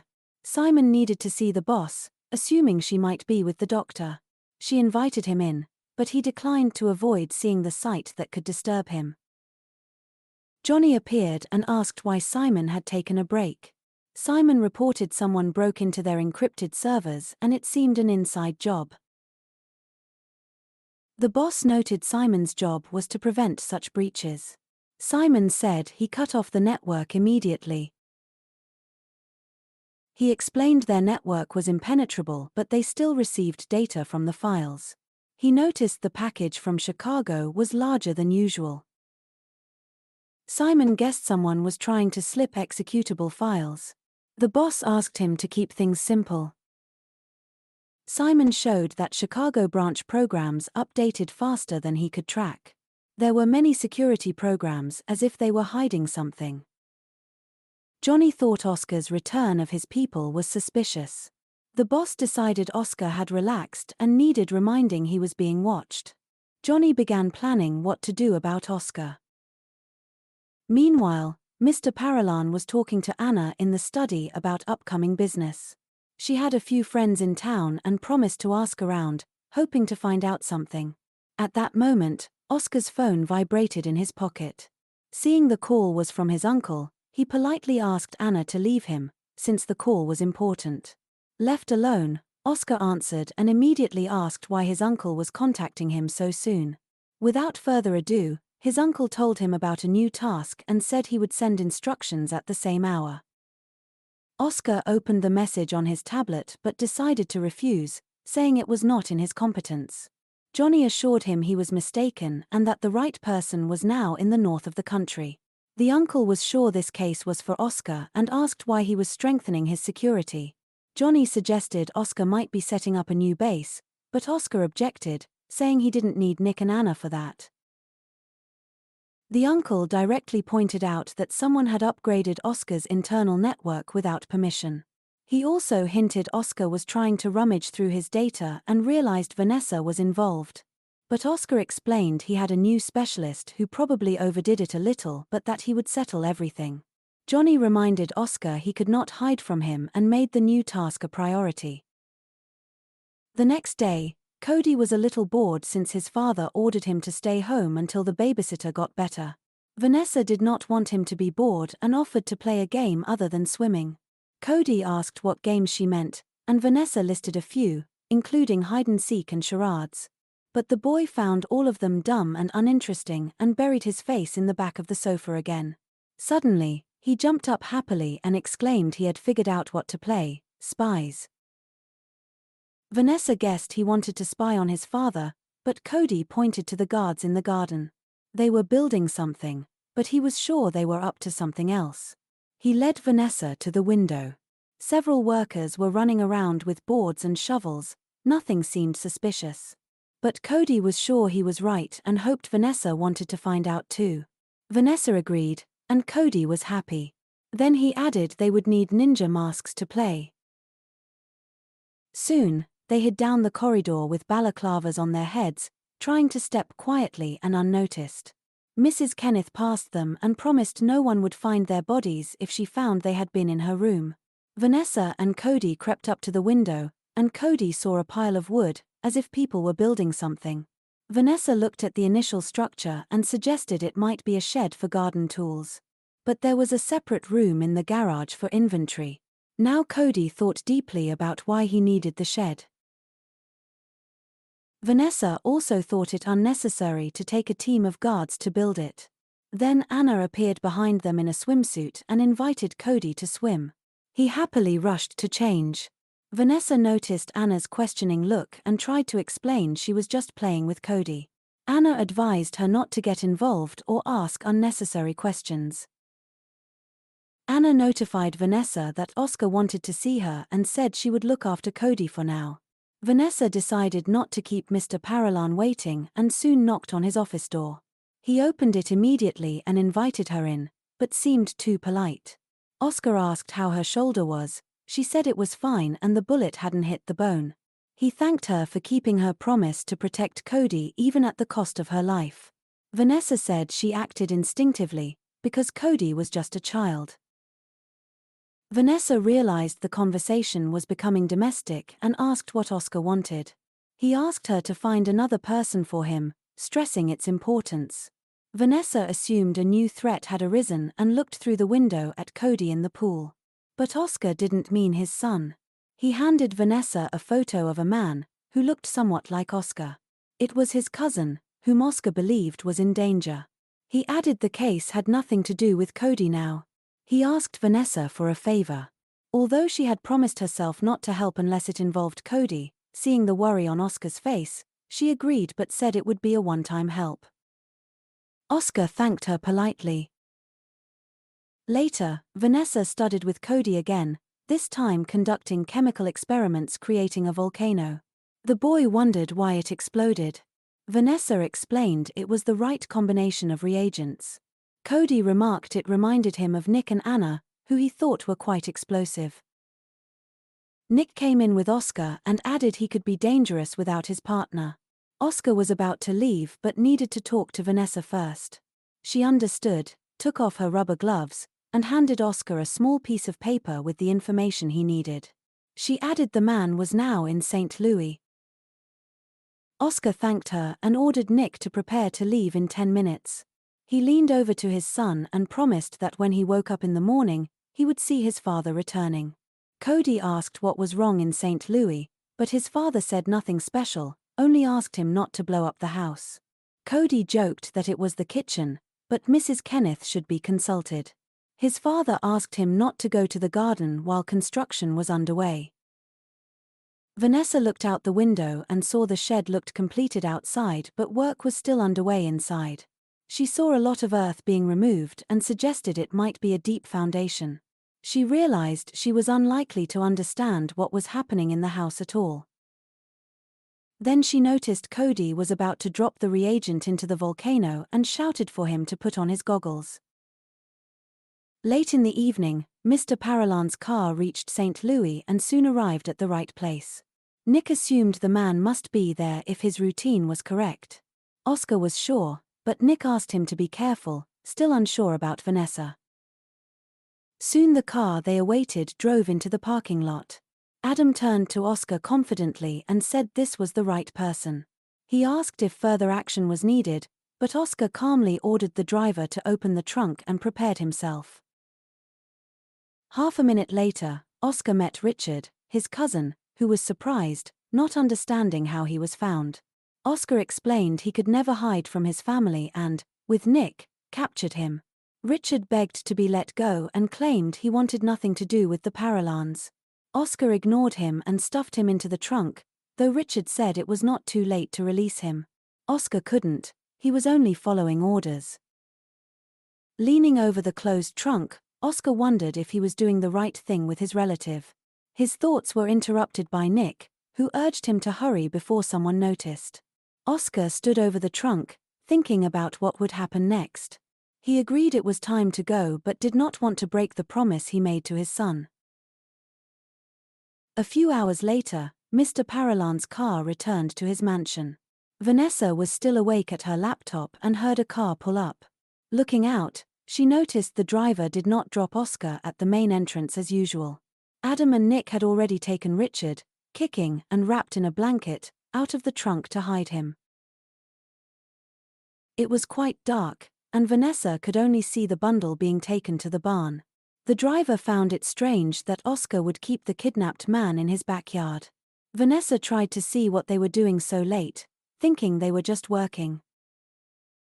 Suddenly, she felt a hand on her shoulder and shuddered in surprise. Reflexively, she turned sharply, grabbed the hand, and twisted it. She saw Oscar standing before her, whom she unexpectedly called by his first name. She apologized immediately. Oscar interrogated what she was doing there. She explained she heard a suspicious noise and decided to check. Oscar said the only suspicious thing here was her. Then his tone softened, assuming she was just awake for some reason. Vanessa apologized and asked to go back to bed. She understood she could get under Oscar's hot hand, but he let her go and wished her good night. Locking herself in her room, she propped the door with her back, a little out of breath from how close Oscar had come. Then she calmed down and lay down, remembering his wish to sleep peacefully. Still, even if she wanted to, she knew she couldn't sleep until she understood what was going on. The next morning, Vanessa visited Cody's room and tidied it up, gathering art supplies. With the box, she went to find Cody to offer drawing again.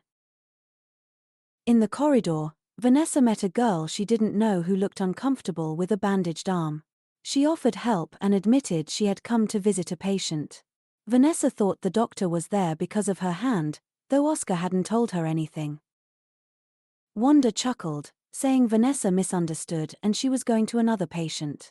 She looked at Vanessa with something frightening and warning in her eyes. Vanessa decided to inform her employer about the visitor before letting her in. Then Anna appeared, as if waiting for a guest, and said she would handle the issue herself. The girls greeted each other. Vanessa realized they knew each other well. Anna asked Vanessa to check on Cody, assuring her all was under control. Meanwhile, Mr. Paralan was in his office, looking at a prepared syringe. The door opened, and Nick told him the long-awaited guest had arrived and was waiting. Oscar was pleased and decided it was time to proceed. Anna led the guests across the house to get the barn key from the master. Approaching the door, a group member knocked and said the doctor had arrived in a nearby room. Vanessa heard someone in the hallway trying to reach her boss. She cautiously looked out and saw Anna and her guest. Noticing Vanessa's behavior, Cody asked what was going on. Vanessa didn't let him go outside. After closing the door, the boy grew curious why Anna couldn't get into his father's office. Vanessa realized they were up to something. Cody tried to rush out again, but Vanessa stopped him, fearing trouble. She remembered Anna's words, advising her to stay away from this. To distract Cody, Vanessa offered to make a beautiful card for his dad's birthday tomorrow. Anna failed to reach Oscar, who had gone to the barn and asked Nick to signal if anyone appeared. Nick wanted to help but Oscar refused, knowing even he couldn't protect him from himself. Inside, Oscar found himself in a semi-dark room with a single door hiding another section of the shed underground, like a hiding place. Oscar went downstairs, turning on a single lamp. There sat Roger, tied up, mouth taped shut. Seeing Oscar, Roger tried to speak but only muffled sounds came out. Oscar didn't want to hear anything. He approached and asked for forgiveness for how things turned out. He told Roger no one could escape now, not even family. He leaned to Roger's ear and said he should be grateful for what was coming. Roger had to pay because he had no family to punish for his mistakes. Oscar prepared a syringe. At that moment, Nick shouted to the doctor upstairs that she was waiting downstairs. Oscar wasted no time, plunged the needle into Roger's neck, and pressed the piston. Roger could no longer resist and accepted his fate. At that moment, the feet of the descending doctor appeared on the steps, but Oscar had already finished his work and hid the syringe in his pocket. Wanda entered, assuming Mr. Paralan was already anticipating the future actions she was going to take on the prisoner. She covered her hair with a handkerchief to avoid staining it with blood and prepared for the work ahead. She laid out a whole set of torture tools, her working instruments, but Oscar did not want to see any of it and hurried away, explaining he did not want to interfere. Having prepared special wire cutters, Wanda approached the prisoner and almost whispered to him to sing her the right song. The next moment, Roger's muffled scream came from the secret compartment in the shed. Oscar was rather unhappy to hear it. Going outside, he continued to wonder if he had done the right thing but hoped the injection would work as it should. Nick and Anna were waiting for him near the barn. They advised the boss to keep the mansion workers away from all this, but Mr. Paralan assured them the doctor would deal with everything quickly. They thought he was hoping in vain. However, Anna noticed the expression on Oscar's face and began to understand that he had already managed to do something to the prisoner. At that same moment, Wanda jumped out of the barn, furious and not understanding why things had gone wrong for her. She shouted that Roger did not last even 3 minutes and began interrogating Oscar about what he had given him. Mr. Paralan only said goodbye to Wanda in response and asked her to say hello to his uncle. The doctor had no choice but to prepare for the journey. Although her anger did not abate, she promised she would definitely tell Johnny that Oscar was a slob. Meanwhile, Vanessa looked out the window at what was happening while Cody drew and gave new ideas for his masterpiece. Vanessa soon noticed the doctor had not stayed in the shed for long and was leaving the mansion in a gloomy mood. But this was not all that puzzled the nanny. On Wanda's robe, she also saw a considerable number of bloodstains. Vanessa began to suspect that something bad had happened in the barn but decided not to devote herself to it this time. Still, curiosity overwhelmed her. Left alone in her room that evening, she decided to look at the tablet, realizing this could lead to trouble. Vanessa checked the cameras, beginning from the moment Mr. Paralan's car returned to the estate the day before. The black and white footage showed Adam and Nick dragging around something not like. Looking closer, Vanessa was horrified to realize it was a body wrapped in a blanket. It was late and dark in the garden, so she couldn't make out what was going on next, but she knew the cameras were multispectral, which she hoped would help. Switching to the infrared mode, Vanessa saw 2 men dragging a living person. Then she came to the terrible realization that the man was still alive at that time and now his fate was unknown. She remembered the doctor had left after lunch, and that night, they could again be carrying the body.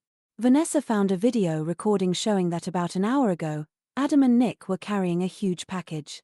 However, this time, the sensor showed only 2 heat signatures indicating the sad outcome of events.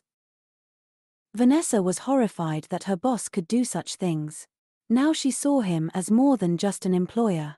At the same time, she was well aware these 3 were hardened criminals, and killing a person for them was like husking sunflower seeds.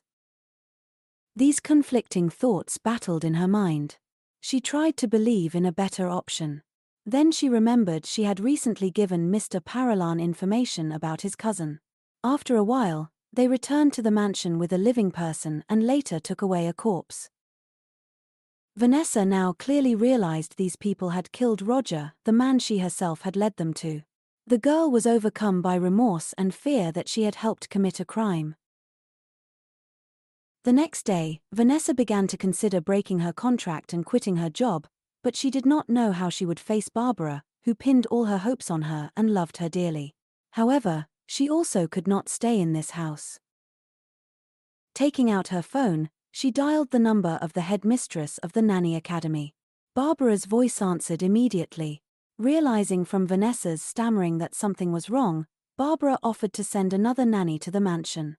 Vanessa objected, wondering what would happen if she terminated the contract early, hoping no replacement would be sent. Barbara explained that if their agent did not find a suitable reason, it would be extremely difficult to reach a compromise with the employer. At the same time, she understood Vanessa's feelings and wanted to help. She also said that if Vanessa wanted to return home, no arrangements would prevent her. Vanessa hoped she could separate work and personal life but found it too difficult. Barbara at first thought she was in danger for the child, but Vanessa clarified she meant she was doing things that made her job less safe. The headmistress suggested she would speak to the employer herself to try to eliminate the obstacles to Vanessa's work. Vanessa was frightened by the idea and begged Barbara not to do anything like that. Barbara listened and asked Vanessa to think carefully and inform her of her decision. She promised to accept whatever Vanessa chose and added that everyone at the academy missed her. After the call, Vanessa went to the kitchen, where Mrs. Kenneth was giving instructions to Julia. Noticing Vanessa looked like a ghost, Mrs. Kenneth told her to pull herself together and not be discouraged. Mrs. Kenneth explained that all the preparations were for the birthday, as family members from all over the world would gather. Vanessa offered to help, but Mrs. Kenneth only asked her to keep the boy away and advised her to do something about the bags under her eyes so people wouldn't think she was overworked. Later, Vanessa was with Cody, who was drawing their dad wearing a hat. She suggested drawing a mustache as well. She asked what Cody expected from the holiday. He said everyone would come, even Vincent and Lisa.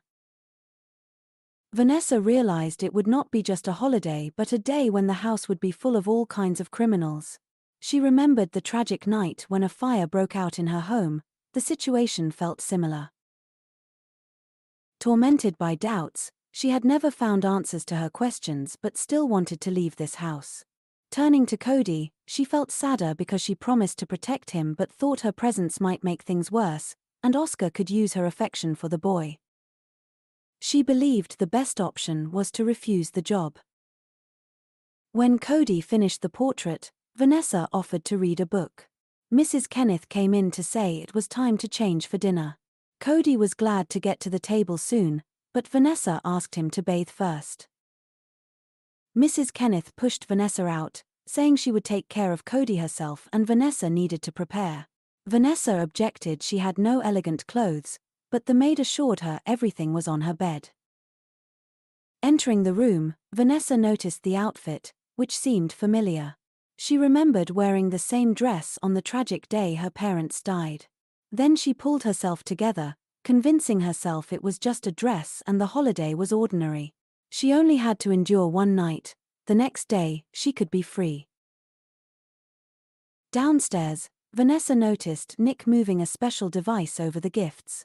He said it wouldn't hurt to be careful, even if only family members were present, because that was precisely why. Nick explained each family member benefited from Oscar's death in their own way. Vanessa realized he was serious. She asked where Cody was and learned he was with his second cousins. Today, it was not her concern. The children would be looked after by other nannies who came with them. Vanessa did not understand why she was there. Nick said she was the secret guard, but her task was to have fun until dinner was served. At dinner, Vanessa was instructed to notice anything suspicious in the house full of mafiosi. Meanwhile, Don Johnny was talking to his nephew, saying the doctor was disappointed because she hadn't received anything. Oscar reminded him he didn't need her services. Johnny said he gave the orders, and only the nephew carried them out, grabbing Roger and waiting for the doctor's arrival. There was no discussion about the prisoner's condition. Johnny sighed heavily, demanding unconditional obedience, while his nephew tried to plot against him. The uncle menacingly hinted he might find a more effective way to motivate him. At this moment, a girl in a red dress appeared nearby, stepping out for fresh air. Johnny asked Oscar what new employee this was. Oscar called Vanessa and introduced her to Johnny Paralan, who had come to the party. Johnny was introduced as the head of the mafia, standing above everyone. Vanessa hesitated, not expecting to meet him so soon. She already knew every crime and terrible act in the Arrive was traced back to him. She concluded Johnny must know everything that happened that night many years ago. She greeted him politely. Johnny asked where she had been trained, noting she looked too young for a nanny. Vanessa wanted to answer but noticed Oscar's look telling her to lie. She evasively said her uniqueness lay in undisclosed secrets of preparation. Johnny thought she was a little cocky but assumed her competence backed it. He knew how scrupulous Oscar was about his son's safety. Johnny called the waiter, demanding another martini with triple olives. Vanessa couldn't understand how he could smile after all he had done. She wanted to leave immediately, unable to look at him even for a second. She could still hear Johnny thinking she was a cheeky girl, different from everyone else. Vanessa felt she couldn't stay despite the contract and promise to the boy. Her intention was to leave, perhaps immediately. Then Nick suddenly appeared, startling her. She didn't want to see anyone. Nick informed her dinner had been served. Vanessa objected she was unwell, but he seemed indifferent and insisted she attend. No matter how hard she tried to excuse herself, Nick wouldn't let her go, reminding her it was the boss's order. Entering the building, Vanessa saw 3 children, including Cody. Strange children carefully examined their brother's beautiful nanny. Vanessa noticed Cody was acting like a good host and confirming he was showing good places. Cody looked very adult and confident. She remembered her own childhood when she had felt confident like that. Cody told Vanessa the kids would sit at the children's table, where she was not allowed. Vanessa was embarrassed, but Oscar's voice offered to take her there. She objected, saying it was his birthday, but he insisted and dragged her with him, even in front of others. Oscar confessed she had charmed his uncle but decided to keep silent about her past. Mr. Paralan did not want to be underestimated. He invited her to the table and pointed to her seat. Vanessa was surprised the boss invited her to the holiday. He leaned over and whispered she was now part of his family. She noticed he was skilled at phrasing every sentence as a threat. Looking at the guests, one more famous than the other, Vanessa saw the famous butcher and a madam she had read about. She realized each could be involved in her parents' death. A young man introduced himself as Kyle and was known as a Casanova. Vanessa politely introduced herself. Kyle said he was seeing her for the first time and assumed she worked for the birthday boy. She confirmed this. Kyle noticed she was tense and advised her to relax, saying no one cared about her. Then, squinting slightly, he said no one but Mr. Paralan himself cared. Vanessa glanced at Oscar, who was still watching her. Kyle said he couldn't understand Oscar's mood, whether interested, furious, or both. He admitted he and Oscar were second cousins, sharing a great-grandmother. Kyle was sorry Roger couldn't attend the party.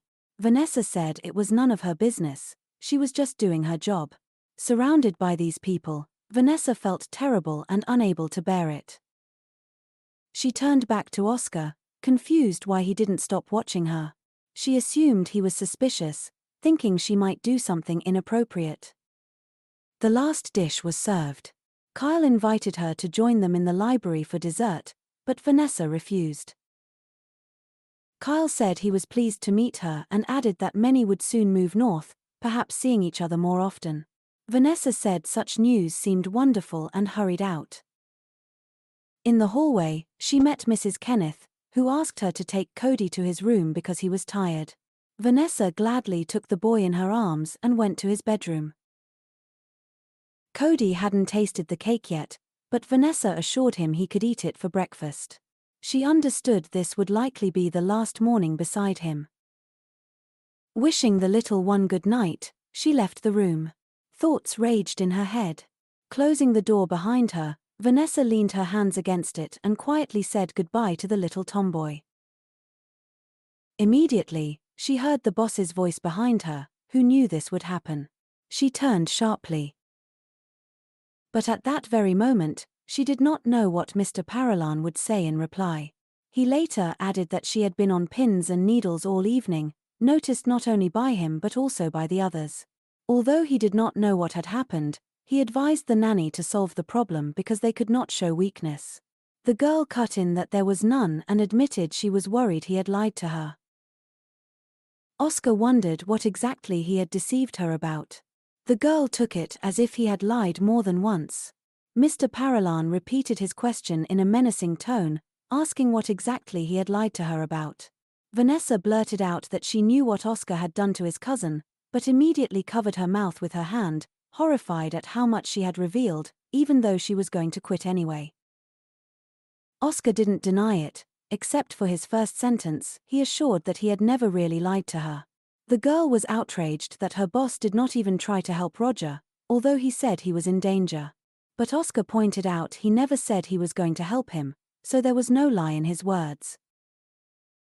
Then Vanessa accused him of using her, despite her not wanting to be involved in his business, and deceiving her to get help.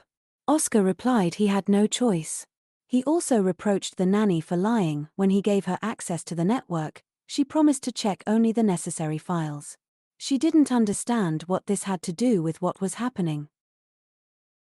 Mr. Paralan explained that when she started digging under them, she probably thought no one would notice.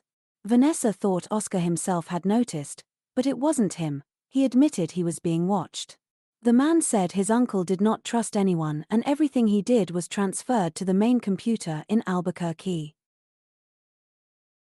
Then Vanessa realized the mirroring program wasn't watching her at all, it was her boss. Oscar explained that the girl's actions led to her uncle finding out about it and giving him a task to remind him what happens to traitors.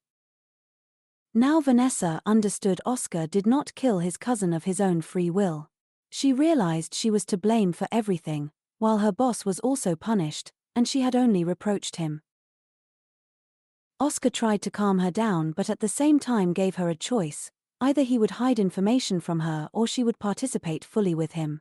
Vanessa faced an even more difficult and frightening choice and didn't know how to answer. She didn't understand why she had to choose, but it was she who was digging into Oscar's family and accessing the system. She began apologizing to her boss, explaining she was just curious and did not know someone would die because of it. The girl was so upset she burst into tears. It was her fault a person was injured. Mr. Paralan added that sooner or later they would have come for Roger anyway. He assured her his cousin was lucky because, thanks to Oscar, he passed painlessly to the other world. Seeing the crying nanny, he regretted dragging her into all this. But the girl was still sure it was her fault. Oscar later praised her unsurpassed hacking skills and asked her to find his cousin. He knew any delay might have ended differently and his uncle might doubt his loyalty. The girl didn't understand why Oscar hadn't fired her immediately after she helped him save face. Everyone had their own secrets, and the fact that her boss didn't lie to her didn't mean he told her everything. At the same time, he entrusted her with protecting Cody. Mr. Paralan came closer, took her hands, and asked her to stay. He admitted he knew she was thinking of leaving and that it was all too much for her, but he wanted her to stay. Oscar added Vanessa was needed for the boy and for both of them. Though it seemed Cody was safe, the girl didn't understand why her boss was so confident he could convince her. She felt her opinion was changing, but then pushed him away, saying she needed to think, and rushed off. Oscar didn't follow, staying in the corridor, hoping she'd make the right decision. Vanessa locked herself in her room, trying to sort out her thoughts and understand what she was doing. Her head went blank when Oscar looked at her like that. She realized he was using her concern for Cody to his advantage. During this time, she remembered many sides of him: how angry he was, how he cared for her as she fell asleep on the floor, and how he gently woke her. She recalled the day at the pool and their fun together, but also the threatening things he whispered in her ear. She couldn't tell which personality was real and imagined what would happen if all sides came together. She also remembered the garden conversation when Oscar was about to reveal his goals for Cody. She remembered how the boy raged, explaining his father couldn't trust anyone after losing his wife. Oscar was concerned his uncle would doubt his loyalty. Vanessa felt Oscar had little under control and that he had chosen her for a different reason. She understood she didn't deserve his full trust and thought of him mostly negatively, but he was different. She caught herself breaking her rule not to get emotionally attached but didn't know how to avoid it. All this brought back painful memories. At that moment, she swore even the smell of smoke was real. Then she realized the cruel truth: the smoke was real and the house was likely on fire. Her first thought was to check on little Cody and if he was hurt. The fire raged outside her door, but that didn't stop her. She decided to save the boy, wondering if Oscar had escaped the flames. The fire spread quickly and nearly trapped her, blocking all possible paths. But she didn't give up. Covering her nose to inhale less smoke, she carried out her plan. Soon, she found the boy sitting frightened in his room. The fire hadn't reached him yet. She wrapped Cody in a blanket and explained there was a fire and they needed to get out immediately. Cody wanted to pick up his beloved duckling fallen in the far corner of the bed, but there was no time. With the boy in her arms, Vanessa raced down the hallway to the exit as fast as possible. Her path was blocked by a small collapse of boards, burned out and fallen, blocking the passage. She realized she couldn't get out via the stairs and had to find another way. In the distance, she saw a driver trying to call her and Cody through the smoke. She shouted that the boy was with her and they would try to escape through the window. Running past Oscar's burning room, Vanessa hoped he wasn't there when the fire started. They found a room not yet engulfed by flames but filled with smoke. She sat Cody down, who worried about his dad, realizing they were trapped. Vanessa leaned against the balcony door, which was jammed. After much effort, she pushed it open and stepped onto the balcony. She inspected how best to descend. Vanessa returned for the boy, who begged her to find his dad. She believed Oscar had escaped and told Cody the stairs were blocked, so they'd have to climb down ivy on the wall. Though sad, Cody understood and agreed. Vanessa lifted him onto her back, told him to hold tight, and prepared to descend. Climbing over the railing, she felt for places to rest her bare feet. Ivy spikes dug into her arms, legs, and face, but she didn't give up. The thick branches began to crack, and Vanessa realized the plant couldn't hold them both. Looking down, she saw bushes below and decided to jump. Turning the boy to face her, she prepared to leap. They flew through the air. Vanessa tried not to twist, so Cody wouldn't get hurt. The landing wasn't as soft as she'd hoped, but better than hitting the ground directly. The bushes sprung back slightly, and they rolled on the grass, Cody covering his head. Lying on the ground, Vanessa was glad she'd saved him. Cody tried to escape her embrace, anxious to find his father. He saw only fire and devastation around. He asked the nanny where his father was and why he wasn't there. They soon saw a crowd that had escaped the burning house, but Mr. Paralan was nowhere. They met the driver Adam, who was glad the boy and nanny escaped. Vanessa wondered if he'd seen Oscar. Adam thought the gentleman might have escaped through the back door. Vanessa questioned why the fire alarm hadn't sounded. Adam was sure it was all set up on purpose. Vanessa recalled the day from her childhood when the alarm also didn't sound. For a moment, she felt history was repeating and was sure the same person was behind both fires. Cody saw the window of his father's room, almost burned out, and worried more. Adam assured the boy his father wasn't there but was in the library. Julia raised the alarm. Vanessa didn't understand the servant's involvement.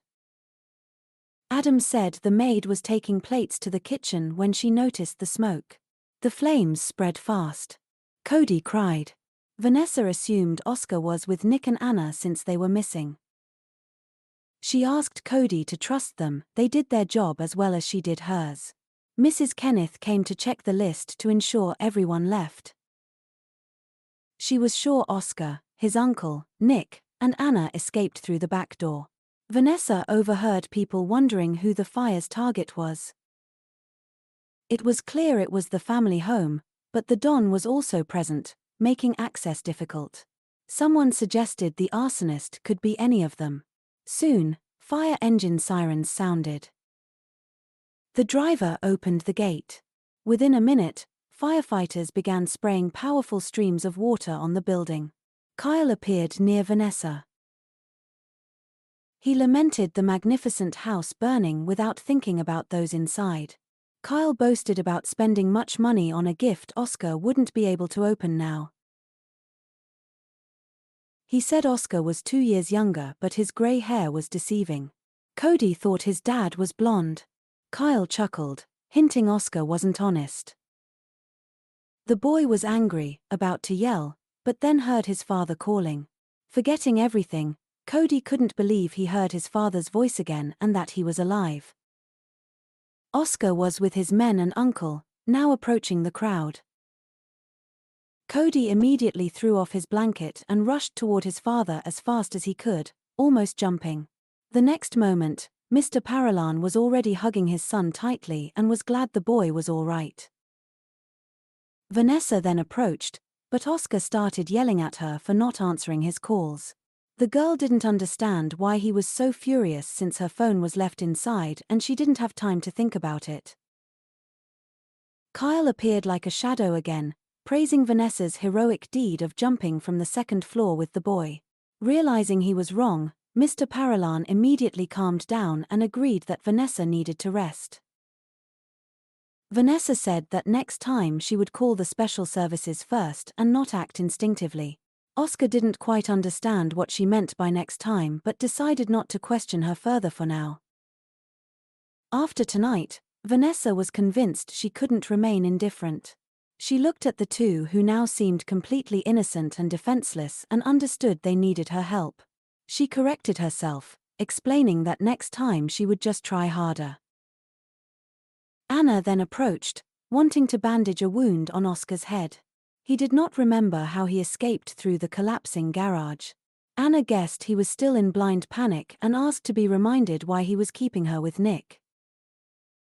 Nick, who was nearby, jokingly replied it was to help him get out of burning buildings. Kyle noticed Oscar didn't trust the nanny much regarding his son's safety, but Vanessa assured him Oscar acted like any parent. Kyle suggested she move to his organization if she wanted to feel truly valuable. The girl thought Kyle had children, but he said no and had other interests. Kyle explained he always had a job for a lady who jumps out of windows. Then he left. Nick came up to Vanessa next, and she saw truth in his words. He noticed that even if she agreed to move to Kyle, she still wouldn't be able to leave. Vanessa assured him it wasn't necessary. Nick noticed her hesitation and asked her to leave immediately if she still had doubts. He noticed that even if she agreed to move to Kyle, she still wouldn't be able to leave. Vanessa assured him it wasn't necessary. Nick noticed her hesitation and asked her to leave immediately if she still had doubts. But Vanessa knew it was too late to back down, especially since she couldn't leave Cody with his father. Confidently, she repeated that she was staying and wasn't going to leave this family.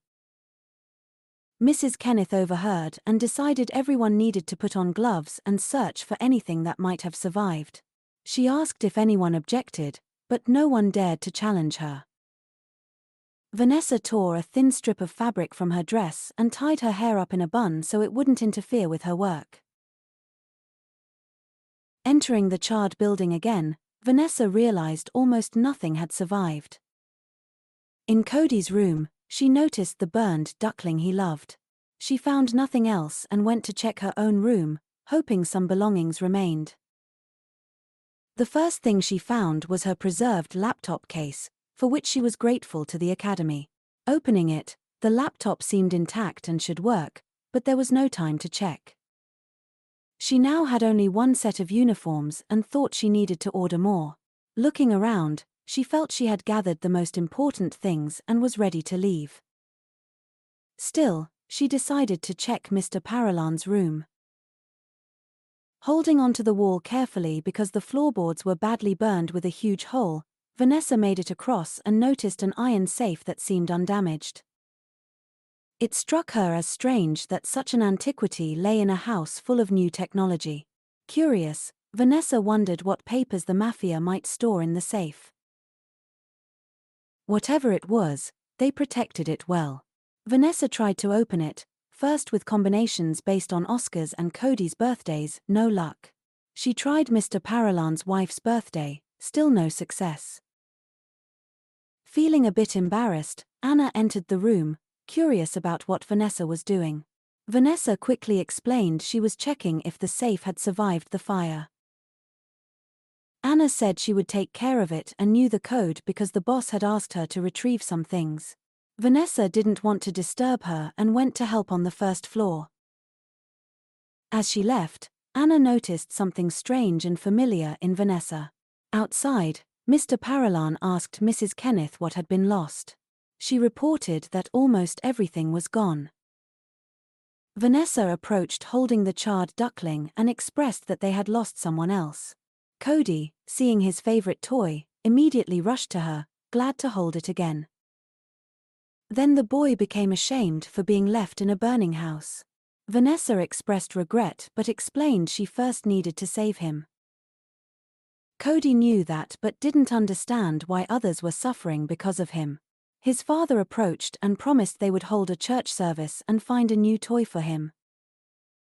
Soon Nick and Anna reported they had salvaged everything possible from the house. Nick said the security system couldn't be restored, and it was impossible to review the previous night's footage. Anna added that all hard drives and electronics, even damaged ones, were destroyed. Vanessa realized they had destroyed all traces of illegal activity, but the most important things remained in the safe. The driver came up and reported all guests had been accommodated in a hotel for the night. Uncle Johnny decided to return home immediately. Nick asked what would happen to them. Oscar explained he had agreed on a long-term lease for several rooms in the Grand Hotel. Adam noticed there was a rooftop swimming pool, and from Cody's room window, he could see his favorite park. Vanessa, overhearing the conversation, was interested in the hotel stay but worried they might have to go to Albuquerque. Oscar assured them it would take more than a fire. Mr. Paralan admitted things had gone too far to turn back now. At that moment, Johnny was arriving home when his driver informed him of an incoming call. It was Simon, who politely asked how the event went. Don grinned slightly and added with irony that everything went with a twinkle. Johnny wondered if Simon had found the hacker Oscar had hired to breach their network. Simon believed Nick and Anna were unlikely candidates because they couldn't even pick a suitcase lock. The only unchecked employee was the nanny, who had started about a month ago. This intrigued the Don. Simon tried to dig up more information about her. While the mobsters minded their business, Oscar's family arrived at the Grand Central Hotel. They looked more like a horde of homeless people than serious mafiosi. The porter recognized Mr. Paralan and greeted him, offering services. Nick leaned over and explained his boss had a very hard night and would talk tomorrow. Anna came up to discuss accommodation terms with the porter. Meanwhile, Vanessa looked around the clean, simple hall. Behind her, Adam admired the chic surroundings, commenting they would live here for some time. They were distracted when Mrs. Kenneth handed out room key cards. She assigned Julia to maintain their rooms and handle laundry, as she didn't trust local staff. Adam's responsibilities remained unchanged, trying to get a comfortable parking spot. He wanted to sleep first. Mrs. Kenneth took Vanessa's card and explained the nanny wouldn't live separately but share the penthouse with Cody. Vanessa couldn't believe it, She never dreamed of living in a penthouse. She didn't know how to live in a hotel and worried about security. In the elevator, she reassured herself she'd be next to Cody, who had been through a lot. It wasn't about the lost belongings in the mansion but about the boy's safety, which had been taken from him just like his mother. Hoping Cody was still awake, Vanessa knocked on his door. Mr. Paralan opened it. She thought she had the wrong room but heard Cody's voice saying he'd already picked a room for himself and advised his father to choose another. Oscar invited Vanessa in, realizing she was tired and didn't want to disturb her. She went to the window and admired the night city view, which seemed magnificent. She remembered Mrs. Kenneth saying she'd share a room with Cody and realized she'd distorted the situation. But now she didn't care. She imagined how huge the numbers would be. Vanessa entered a small corridor and noticed only 3 rooms on the floor, for her, Cody, and Oscar. She felt a little embarrassed and suggested taking another room. Oscar wanted her to stay by his son's side and wouldn't accept refusal. Vanessa realized they'd share a bathroom, which embarrassed her more. Oscar grinned and told her to feel at home, hinting they'd stay long. Soon Vanessa put Cody to bed. He was curious how long they'd stay, but she didn't know. Cody asked about the fire alarm. Vanessa assured him it was fine and joked she could set fire to the curtains to check. She leaned closer and promised she wouldn't hesitate to do it for his sake. The boy thanked her for her care. She left him to sleep, wishing him good night. Leaving his room, Vanessa realized she hadn't showered yet. Preparing for a shower, she hoped the water sound wouldn't wake anyone. Under the hot stream, she stayed until sure the smoke smell was gone. Putting on a soft robe and combing her hair, Vanessa realized she could quickly get used to such luxury. She remembered it wouldn't last long but liked her current conditions. Mr. Paralan appeared. She thought he should be asleep. He noticed no one cared for her bruises. She objected when he showed her a first aid kit and said she had treated her wounds. Oscar insisted on bandaging them. It was the least he could do now. Amid the turmoil, Mr. Paralan didn't forget Vanessa had dragged his son from the fire. He apologized for being harsh. Vanessa said it was her duty, as was Oscar's.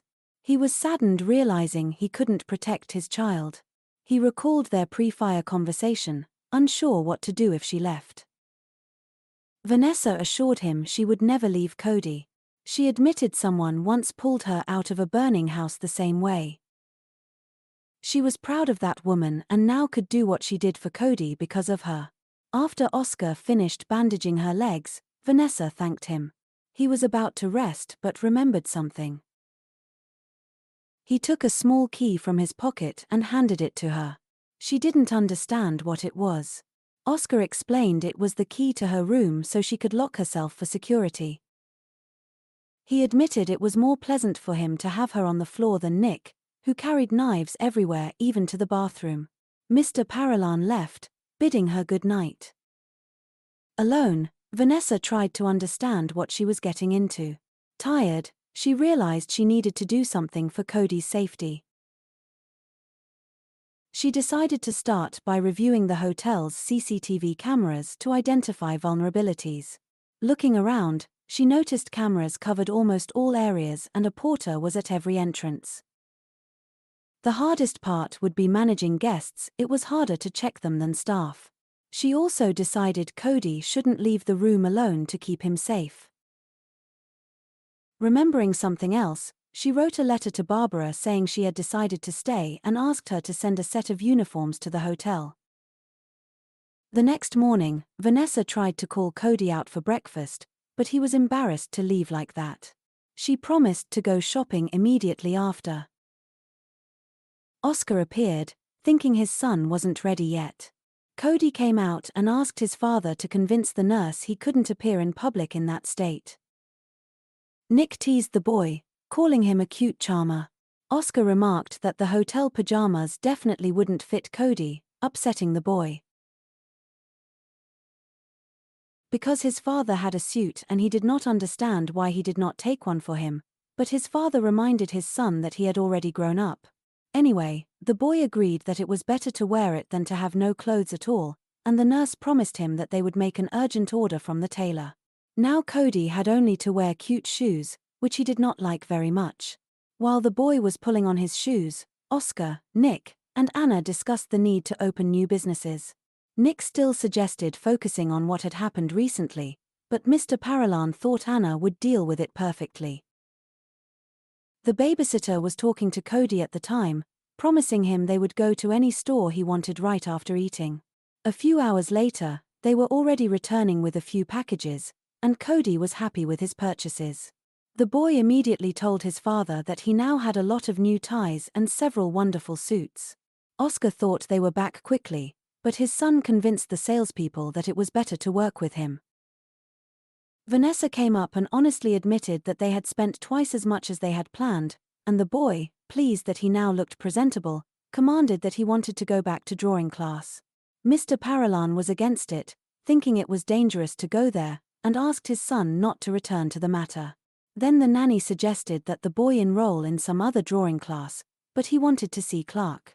Oscar didn't know who Clark was, and Vanessa explained he was another boy in the class. Cody also believed his friend needed guidance and could not be allowed to make his way through the world alone. Then the nanny suggested they could invite this boy to them and said she could find contacts through the school.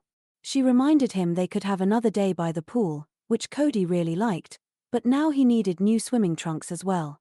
Mr. Paralan asked his son who his friend's parents were, and he said they worked as dentists. Oscar thought for a while and then agreed to receive his son's friend with his nanny but reminded Vanessa to keep an eye on her. The next day, Cody and his nanny were standing at the door waiting for Clark to arrive. He and his nanny arrived at the agreed time, and the boys were very happy to see each other.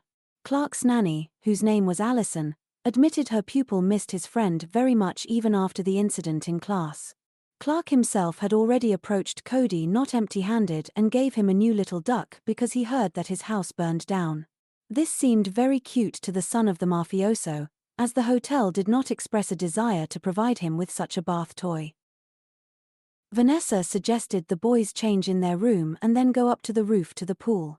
Soon Cody was showing his friend the way, and he was admiring everything, not only him but also his nanny, who had never been to the penthouse.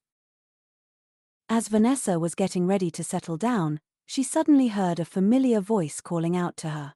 Turning around, she saw Nick sunbathing and immediately asked what he was doing there.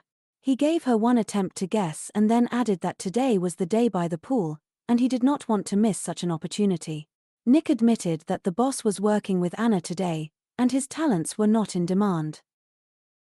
Vanessa remarked that his talents were indeed not sophisticated, but Nick did not find it funny. He added that he would only scare everyone, so he allowed Anna to collect information. At first, Vanessa thought this man was talking about the fire that had occurred in the Paralan house, but Nick was in no hurry to answer and calmly sipped his chilled drink. However, the nurse did not take her eyes off him, and then he hinted that she herself had guessed correctly. Nick also suggested this business could be done by one of his people or rather someone from the family, but after a couple of seconds, he added it could even be someone from the staff. Hearing that the arsonist could be a person from the staff, the nanny thought about what had happened to her family in the same way. Now Vanessa was even more convinced that the same man from Paralan was responsible for both events. At that moment, the girl realized she was one step closer to solving the puzzle, but at the same time, sad memories flooded back to her. She was distracted from her thoughts by Allison, who asked permission to take her room key. Clark's nanny explained the reason for this request. There was a queue for the bathroom, and she really needed it. Vanessa agreed. Then the boys called her to join their fun game, and she decided not to refuse them. Allison walked over to Vanessa's bag and pulled out the key. Looking around a bit as if she was going to steal something, her behavior seemed a little strange to Nick, although he heard Vanessa allow her to take the key. Meanwhile, the girl continued splashing with the kids in the pool, playing one game or another, and Cody suggested Vanessa be a shark. Vanessa said she was already a shark and suggested Allison be that fish. The nurse looked around and noticed Allison had been gone for quite some time, which was alarming. Vanessa decided to check it out and asked the boys to continue playing without her for now. She also asked Nick to look after the kids and for the key to the room. Vanessa had a strange obsessive feeling, and Nick noticed something was wrong too. Nick dialed Mrs. Kenneth's number so she could go up to the roof and replace him. He told Vanessa to go, and he would join as soon as Mrs. Kenneth appeared. He gave the girl his key. Vanessa rushed up the stairs, hoping she was wrong about Allison. Quietly opening the door to the room, Vanessa began to look through a thin crack at what was happening. At first, she didn't see Allison anywhere and realized she was probably in one of the rooms, most likely Cody's. Vanessa decided to start with this room, took the key to the door from her hiding place, then opened the door wide. Vanessa declared that the bathroom was not in this room. Allison was very afraid she had been caught and began to come up with excuses that she was just lost.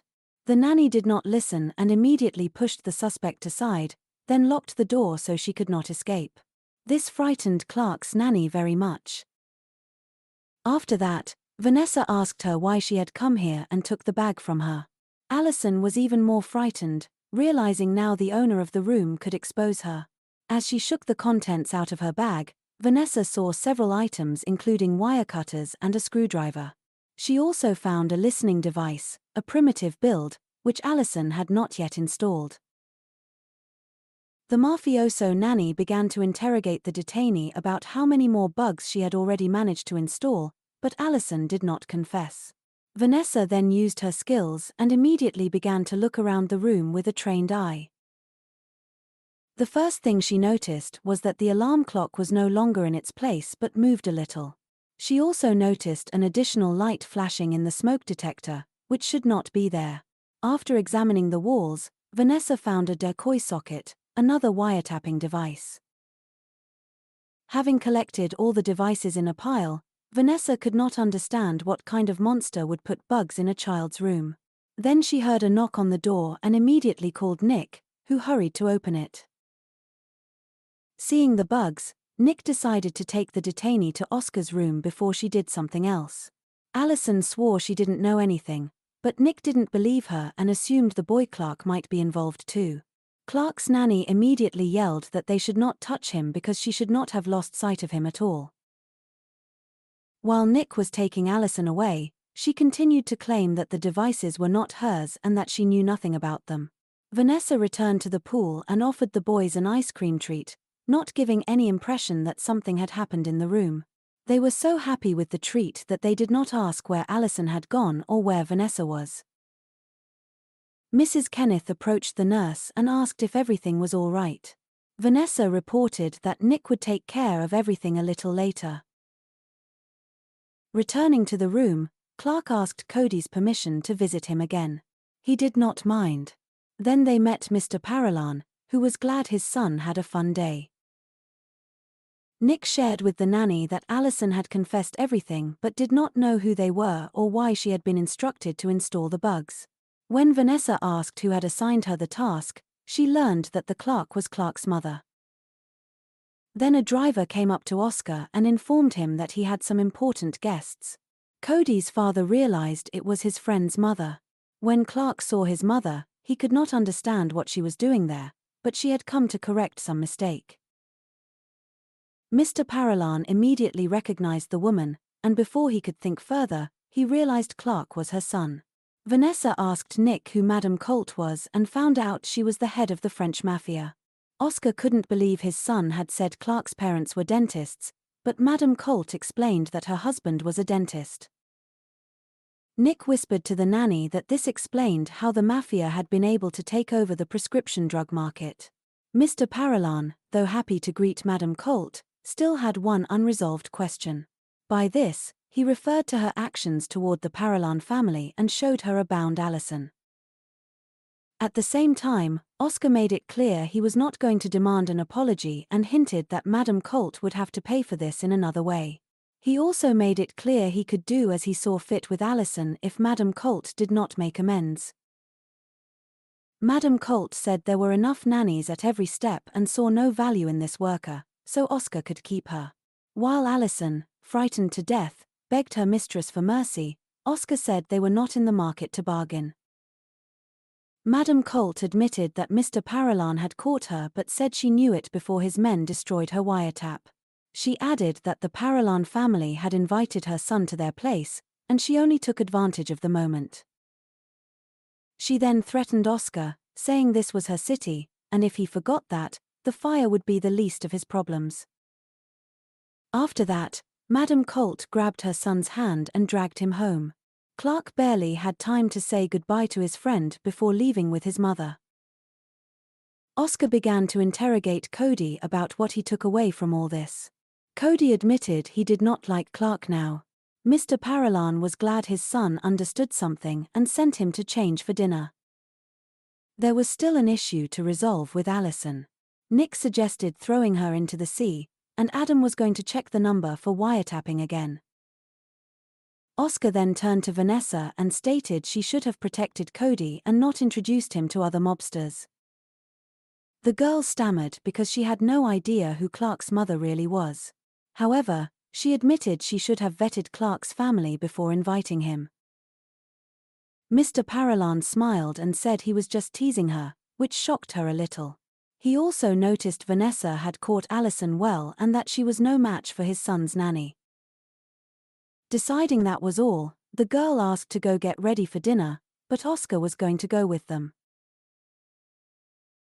After a while, they were met in the restaurant by an employee who kindly escorted them to a table. Mr. Parolan began to study the menu and was soon ready to order. Vanessa and Cody also opened the folders with the list of dishes. The boy took the same folder the adults were looking at. A waiter came up to him and offered a special children's menu, but Cody refused because he wanted fish fillets. The waiter explained that only adult portions were served, but Cody continued to demand the dish. The nanny noticed Cody had ordered fillets yesterday and the day before but had not eaten them each time and suggested he order pasta. Oscar intervened and asked to bring fillets as well as baked potatoes with spices. Vanessa ordered more chicken, wine, and pasta. Although Cody did not want pasta, the nanny explained it was for her. The boy began drawing on a napkin, and Vanessa realized he was not very concerned about what had happened. The girl considered it innocent for children to play together but also understood anyone in the city could be an enemy. She knew that if she tried to tear Cody out of his father's world, it might put him in even greater danger. Looking at Oscar, Vanessa noticed he wasn't worried, but she could never understand what he was thinking. Mr. Parolan decided to talk about the fire. It seemed strange to Vanessa that he should remember it here. He said Vanessa had been dragged out of the burning house and asked when it happened. The girl understood what fire he meant but thought her boss had already forgotten about it. Then the nanny realized Oscar was just waiting for this moment, knowing she would not be able to avoid talking in front of the child. Cody didn't know his nanny's house had burned down as well, and he wondered how it happened. Vanessa began by saying she was a little older than he was when the accident happened. A fire broke out abruptly in her house. She was very scared and did not know what to do. Vanessa was lucky because she had a nanny who saved her from certain death. Cody listened sympathetically, as Vanessa had saved him when they had a fire. The boy became curious if his nanny had lost all her things because he could not forget the burned duckling. Vanessa admitted she had lost not only all her belongings in the fire but absolutely everything. Then she smiled sweetly and said she was not discouraged, just like Cody and his father. She assured the boy he would not have time to blink before his new home would be ready. Cody demanded there be a drawing room in the new house, but his father specified the house would be an exact copy of the old one. The boy suggested that since the library burned down, he could use this room. Oscar still objected a little, and the nanny assured the boy he needed books very much. Cody agreed some art books could be left somewhere in the corner, but he also wanted a duck pond in the backyard. Oscar promised to convey his son's wishes to the architects. The nanny tried to understand what else the boss wanted to ask, knowing he couldn't lie in front of children since they were his weakness. Mr. Paralan remained silent, convincing the nurse it was not worthwhile to expect honesty from him. After the meal, they all left the restaurant, and the clerk again did not leave without flattering wishes. Already in bed, Cody was worried there might be bugs in Clark's gift. Vanessa checked the duckling very carefully. The boy calmly put the toy on the pillow next to him so he would not be lonely. The girl waited until Cody, wrapped in a blanket, began to fall asleep and was about to leave. Then Cody wondered if Clark was really his friend or if he couldn't be friends with such a boy. This question was a little unexpected for the nanny. But she still explained that everything depended only on the two of them and that the fact their parents didn't get along shouldn't affect their friendship. Cody believed family should come first. Vanessa confirmed that family can come first, but that doesn't prevent having other things in life. Cody fell asleep, and the nanny, leaving his room, thought not everything was as bad as she had feared. She went to the kitchen where Mr. Paralan was making himself a drink with ice. Vanessa approached him, wanting to talk about something important. Oscar thought she meant what he said at dinner, but she decided to talk about his son. He turned his full attention to her, and she remembered the night in the garden when he had spoken of purpose. She was curious about what he had in mind for Cody and asked him honestly. Oscar had many plans, but for his son, it was more of a dream. He looked thoughtfully at Vanessa and called it hope. Setting the glass down, he confessed that he wished his son to be free. Vanessa didn't quite understand. He whispered that he wanted Cody not to have a life like his, not to see him as a role model. Oscar wanted a real life for his son, one where he could make his own choices. Vanessa realized he meant the kind of choices Oscar had made. He continued that if he gave his son freedom now, he would surely follow in his footsteps. At the same time, he wanted to keep Cody close to protect him but also to give him a way to be free. Vanessa understood Oscar couldn't do that himself, but he trusted her to help shield the boy from bad influences. After thinking a moment, Vanessa concluded that meant separating Cody from his father. Oscar agreed if it was best for everyone. He asked the nanny to help Cody find another path. Vanessa thought Oscar might be ill to speak so openly against the mafia. He chose his words carefully now, and if he truly wanted safety for Cody, she agreed to help. She promised to do everything to shield the boy but knew she would need something in return. She also recalled how Oscar had already manipulated her. Their conversation was interrupted by a vibrating phone in Oscar's pocket. He answered happily. The caller was John Lee, who had received a message from Oscar. Oscar began discussing a lucrative proposal. Vanessa realized their conversation was over and thought about going to her room. She felt foolish believing in Oscar's sincerity, knowing he didn't truly need her protection. As she moved to leave, Oscar called her back to discuss something the next day at 10 a.m. Left alone, Vanessa thought Oscar was too far gone and had chosen his path. She needed to focus on the only person in the family who could be saved. The next day, Vanessa and Cody worked on a list. The boy was checking if he had written everything correctly. He wanted to buy 2 sets of watercolors, but Vanessa advised one for now, the second later. Oscar came in and saw the long list, asking what it was. Cody explained it was a list of things to draw because many had burned down. Oscar started to read but didn't understand why 2 aprons were on the list. Cody explained it was in case Clark came. He also knew their families were strained but believed the Colts would soon see they were no threat. Oscar confirmed things would return to normal soon. Nick was surprised by Cody's optimism. Cody wanted to go shopping, but Vanessa told him to wait until after lunch because Oscar wanted to discuss something. Oscar planned to leave Nick with Cody, though he thought the boss wanted to see him at the meeting. Cody said the adults should discuss everything in front of him, since he planned to stay. Vanessa saw an opportunity to start building distance between father and son. She began the meeting by discussing camera angles and how to calculate the degree using a formula. Cody found it boring and quietly asked Nick to leave before Vanessa started making diagrams. When Oscar was alone with Vanessa and Anna, they continued. Oscar noticed Vanessa had a great idea to discourage Cody. After thanking her, she asked what he wanted to discuss. He admitted it wasn't about video surveillance but about aspects related to their operation. Oscar revealed his plan to sabotage Madame Colt. Though he was warned not to, he disliked being ordered. Vanessa was disappointed, thinking it was about Cody's safety, but since Colt's nanny had bugged his son's room, Oscar believed this was necessary. They had provoked him, and consequences were coming.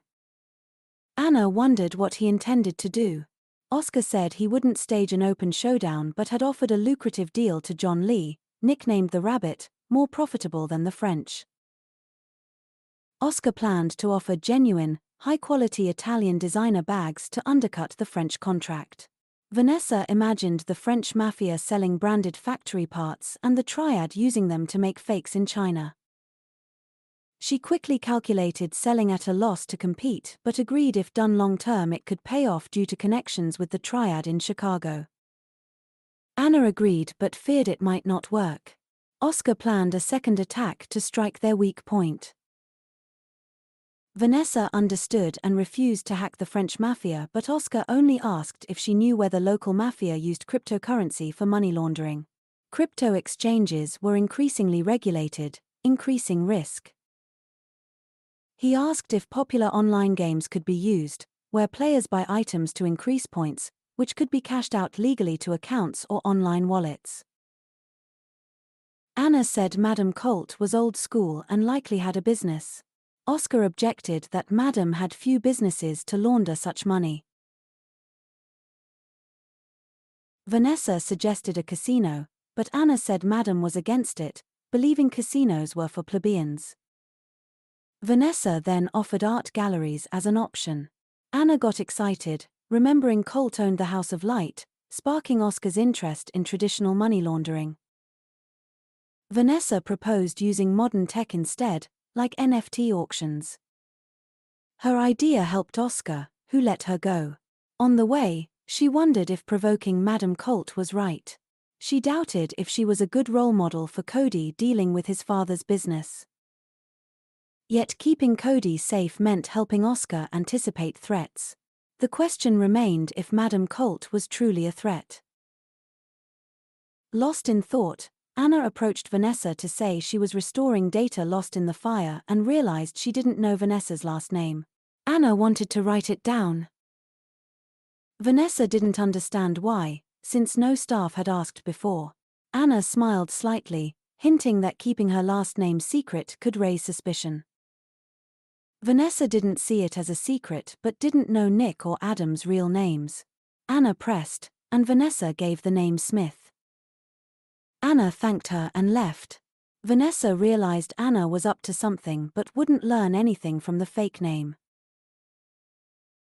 That evening, Oscar took Cody and Vanessa to the drawing room. Cody boasted about his purchases but suddenly froze, staring at the doors in fright, as if seeing a ghost. Vanessa, whom he accidentally pushed, tried to find out what happened. Cody said he'd forgotten his sketchbook and needed it that night. Vanessa didn't understand the panic but prepared to get it. Oscar praised her reflexes but Vanessa wasn't amused.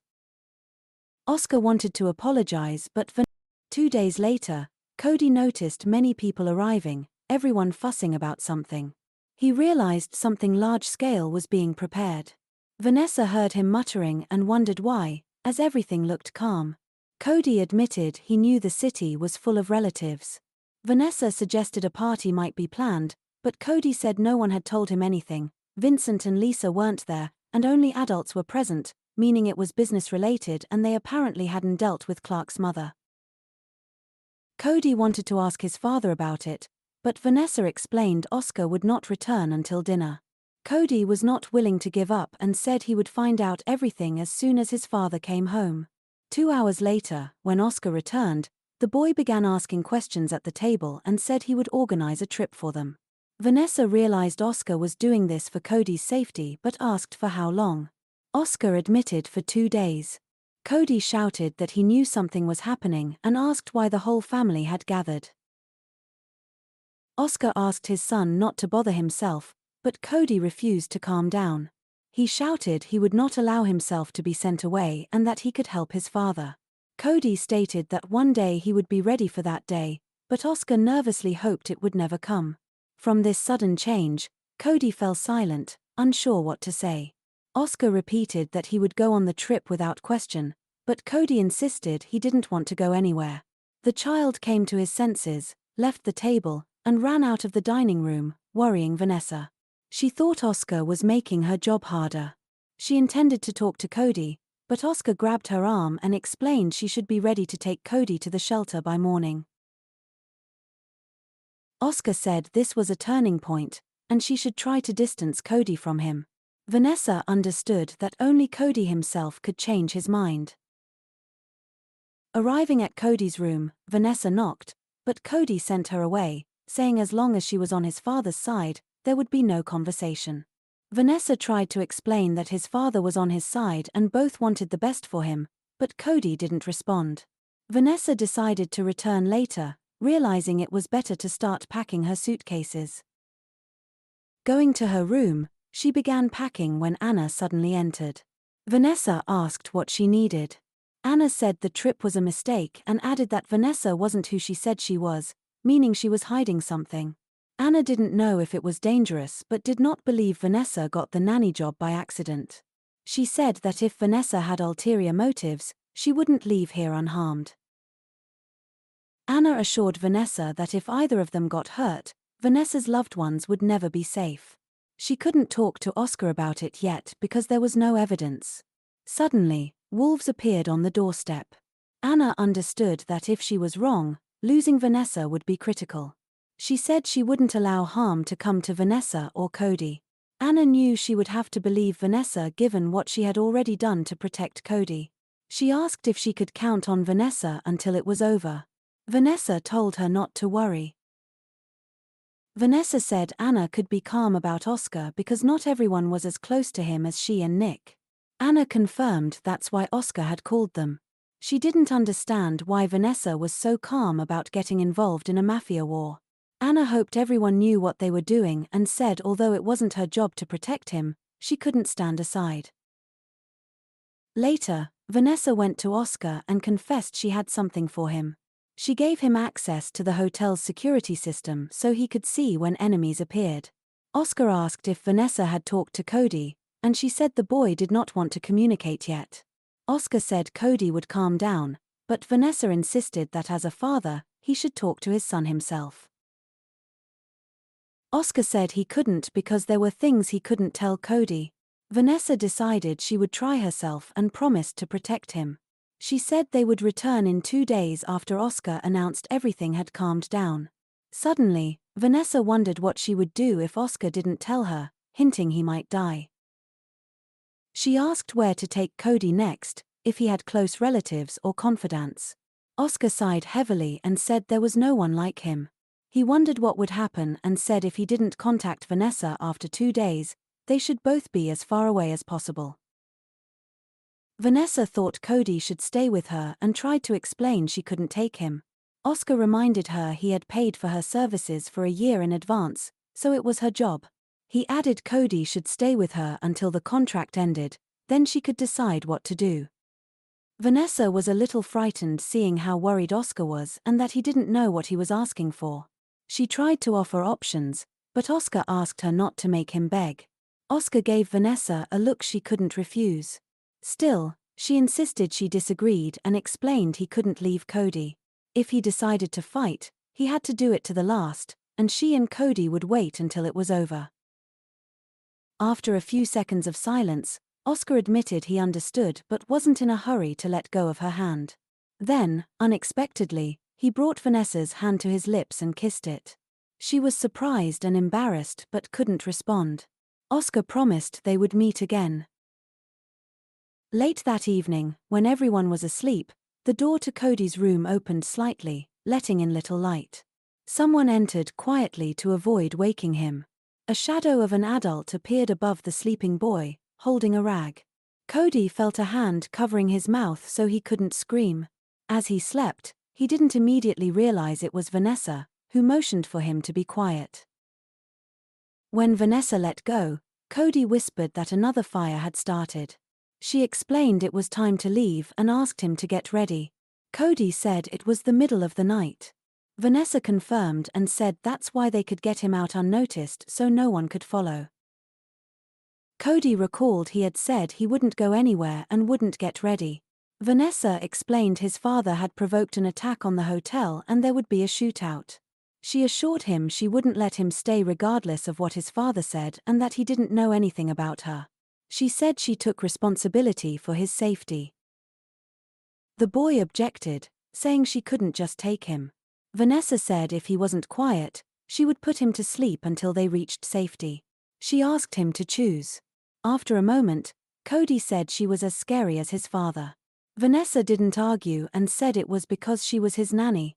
She asked him to get ready again and left the room. Vanessa hurried the boy, explaining it was safer to take the stairs. As she walked down the hallway, she saw Oscar standing at his door's threshold, silent. Neither turned around. Vanessa continued with Cody. Later, Oscar went downstairs to the others and said he had contacted other mafia families, and they would stay away. Nick said they couldn't allow the set to interfere. Adam asked everyone to monitor the cameras. They saw a suspicious man in a raincoat and hat enter the restaurant with a suspicious case. Oscar realized they were watching live. Nick offered to intercept the man immediately, but Oscar said it was better to wait and see why he came. They saw the man hide the case behind a huge flower pot and then leave slowly. Oscar asked Nick to send a specialist to inspect the case for explosives. Soon they were informed it was definitely explosives, small but fragmentation, with a timer set for 7 hours. Nick calculated the explosion would occur at 6 p.m., just in time for dinner. Adam remembered Oscar usually had dinner with Cody at that time. Oscar got angry, realizing someone was trying to remove his son. Nick was worried the attackers didn't even pretend to minimize damage. Nick said 7 hours was enough time to take the bomb out of the city and sink it in the river. Oscar said the bomb should explode here. Nick was shocked, not understanding why. Oscar asked to inform the hotel manager discreetly so no one else found out. Everything had to go according to the enemy's plan. Adam said the mobsters might notice no one would come for dinner. Oscar explained Colt's men would launch the attack thinking they had the advantage and try to finish them off before the police arrived. Oscar said when the attack began, they would destroy their opponents. He ordered everyone to assemble on the radio, adding Madam Colt's men would arrive in the evening. Meanwhile, Vanessa and Cody continued on their bikes. Cody wondered why they hadn't gone by car. Vanessa explained people knew what his father's car looked like and they didn't know where mafia spies were stationed. Cody was indignant about wearing plebeian clothes that seemed childish and stupid. Vanessa explained he'd be uncomfortable in a suit, and Cody agreed. Vanessa said to think of the clothes as a disguise so no one suspected someone from the Paralan family was hiding in children's clothes. She thought it was a lovely day to ride bikes and that their safe place was a cottage by the river. Vanessa said they could watch birds and feed ducks, but Cody didn't understand how to do this while his father was fighting for his life. Vanessa explained the best thing they could do was stay safe. The boy still disagreed, believing it was safest to be around his father. Meanwhile, Oscar prepared for the operation, and his men gathered weapons and supplies. Oscar took out his phone repeatedly, wanting to call his son but realizing he couldn't. Kyle approached and reported the enemies were close, telling Oscar to be prepared. At the same time, a relative suggested that Cody get out of there as far as possible while he could. But Mr. Paralan said his son had already gone to safety with Vanessa. Kyle initially didn't understand who he was talking about, then remembered it was the nanny he had met at that dinner. He added that they needed to stay away because the bomb could trigger more explosions. Mr. Paralan appreciated his concern and begged him not to proceed with it, assuring him the two were safe. He also asked Kyle to concentrate, as he needed him to cover the garage exit when the time came. The relative wasted no more time on unnecessary chatter and assured Oscar he could rely on him. The man promised to do everything possible not to let his brother down. Meanwhile, Cody continued pedaling the bike, repeatedly asking when they would reach the right place. It was 4 minutes to 6 in the evening when he saw an old woman overtaking him on the same vehicle. The boy couldn't believe he now looked weaker than some old woman. Then he saw a very small child pass him as well. Determined not to look weak, Cody pushed a little harder and soon overtook both, catching up with the babysitter. Vanessa offered to stop for a snack, and the boy was glad for a break. Dropping his bike, he prepared to eat sandwiches, which he didn't like much, but Vanessa revealed she had kept a package of chocolate milk, hoping to cheer him up. The boy was happy at first but soon disappointed when he realized the milk was warm. The nanny noticed and said if he didn't want it, she'd drink it herself. Cody objected loudly, claiming it was his. Sitting in a clearing, they had a small picnic. The boy asked if his father had called Vanessa. She explained that Oscar must still be too busy, but Cody worried something might go wrong and asked to call him. Vanessa reminded him Oscar had asked to call only as a last resort and told him not to worry. She assured him she remained calm, confident nothing terrible would happen to his father. Suddenly, an explosion rocked the restaurant, smashing everything to smithereens as the opponents had planned. Oscar and his men were still in cover, and as the smoke cleared, Nick ordered the others to move into position. The bandits scattered to designated places to accept the enemy attack but were immediately met by others who were in a hurry and began shooting. Mr. Paralan's men didn't understand how an ambush was set up so quickly, and a shootout broke out. Anna explained to Oscar that the police should arrive in 10 minutes and firefighters in 5. Mr. Paralan realized they had little time and ordered a swift end. Oscar, Anna, and Nick opened fire on the enemies, sparing no bullets or effort. A bullet hit Oscar, but his relative barely dodged it. Anna made a trademark somersault jump while shooting at surrounding enemies. Madame Colt, hiding behind a large flower pot with a weapon, realized their plan was unraveling. From behind a pillar, she saw Mr. Paralan aiming at her, clearly not intending to waste time negotiating. Horrified, she prepared to take the bullet, but the flower pot behind her shattered instead. She knew Oscar never missed and understood it was a warning shot. She yelled at her men to retreat and headed for the nearest exit herself. Nick shouted trying to stop them, but Anna said it was time to leave since the firefighters had arrived. He realized she was right and couldn't believe Oscar let Madame Colt go. Paralan only ordered everyone to get out quickly, not explaining why. From his point of view, they had achieved their goal. Meanwhile, Cody kept asking Vanessa if his dad had called, unable to hide his excitement. Vanessa explained that the lack of news was good news, so there was no need to be upset. The boy insisted they shouldn't have left his father. The girl understood Cody was blaming her and said he had the right to do so. Cody felt he had to believe it was her idea and not to be angry with his father. Still, he knew it was actually his father's order to send him away. Vanessa asked him not to be so strict with his dad because he already worried a lot. Cody remained angry that his father didn't want to make him his right hand and forced him to stay away. He asked her to take him to drawing class and tell him nonsense about how great life is if you're not in a mafia family. The nanny assured him that wasn't true. Seeing how sad Cody was, she tried to comfort him and offered to tell him a secret. This piqued the boy's interest, and he prepared to listen attentively. Vanessa confessed that she had also grown up in a mafia family like him, and she too had felt sad. Cody was surprised and clarified if her parents were also mafiosi. The girl put her finger to her lips, signaling for quiet, explaining she hadn't told anyone before and asked if he could keep it a secret. He swore not to tell anyone, sealing the oath by linking their little fingers. He asked what her parents did, and she said they transported jewelry and money. She admitted they were killed in one night. Cody asked who had done it. Vanessa said it no longer mattered because the reason for killing is always the cycle of hatred, replaced by generations.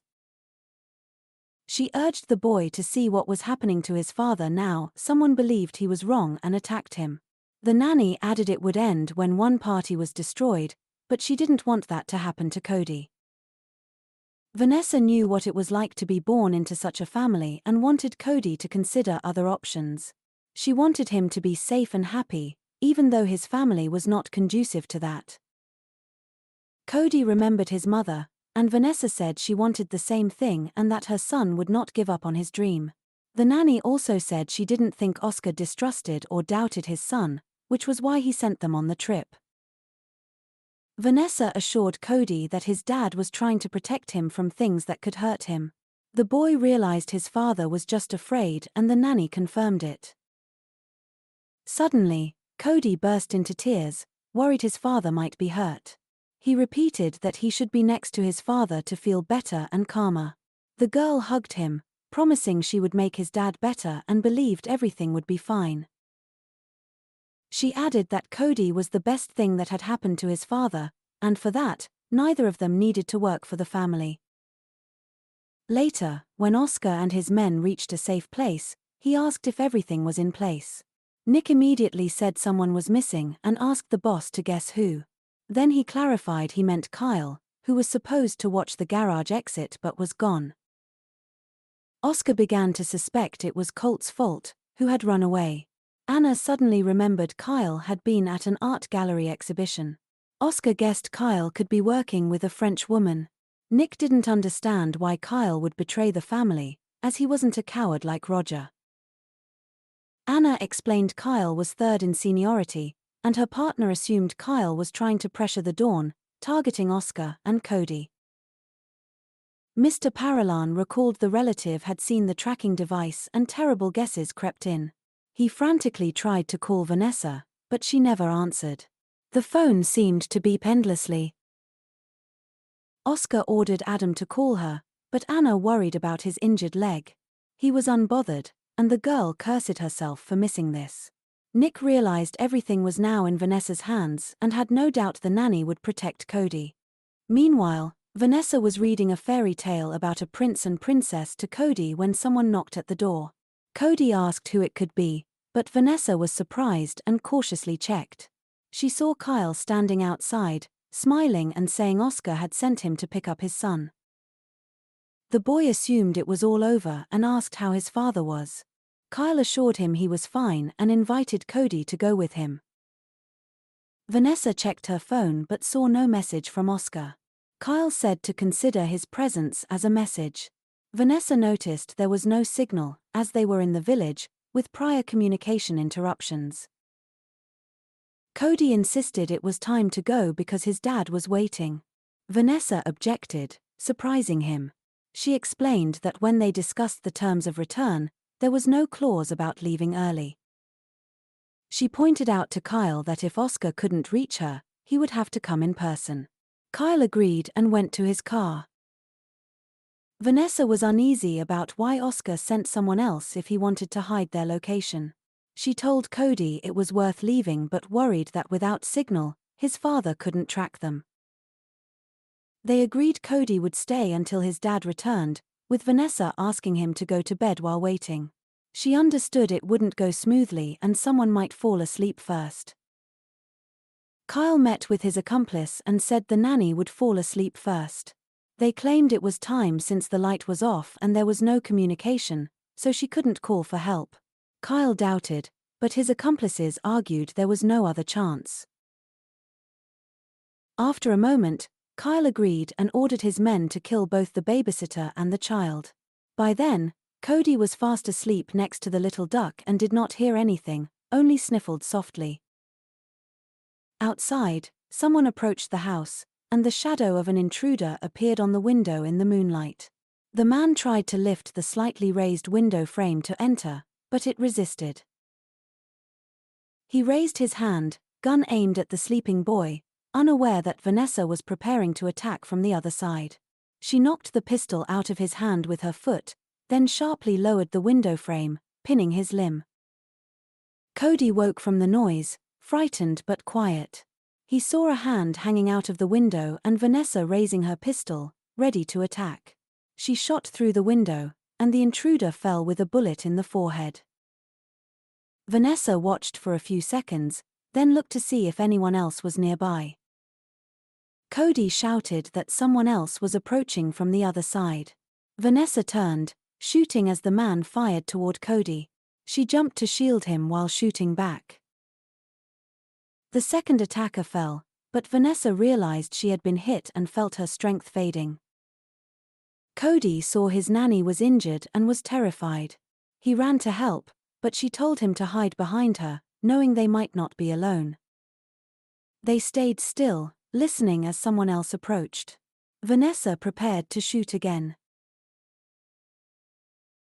When the door opened, it was Mr. Paralan, bleeding heavily and looking unwell.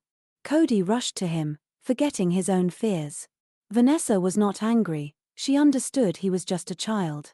She was glad to see them reunited and they cried with happiness. Vanessa began to slip into unconsciousness due to her injury but hoped things would be fine. Cody heard her collapse and turned around. Oscar caught her before she fell, begging her to hold on. He questioned Cody, who confessed Vanessa had already killed the person who shot her. Vanessa, barely conscious, murmured it was Kyle. Oscar said he already knew. His son approached and apologized, realizing he almost lost her. Cody assured him everything was fine because Vanessa saved him. Paralan turned back to Vanessa and said she was the best decision he had made in years. Vanessa, barely able, said she was happy they were all together, then passed out. Oscar asked his son to tell Adam to call an ambulance, but Adam said it had already been done. The doctors would arrive in half an hour. Oscar told the chief to rest but stayed holding Vanessa. Cody crouched beside them, whispering to his father he would always be there, no matter what, even if he wasn't his right hand. Cody admitted he would love his father anyway, even if he didn't become a Dawn, because they would be together. That meant everything. Oscar couldn't hold back tears, realizing his son was right. They needed to be together, not just father and son, but all three of them with their nanny. Meanwhile, Kyle drove far away. He received a call and, though reluctant, answered. He was asked if the deed was done. He admitted failure, blaming the nanny's interference and complaining he wasn't warned she was a former special agent. He asked who they contacted first. The caller said Kyle's family had made a mistake and that Kyle would be dealt with personally. This meant Kyle was finished.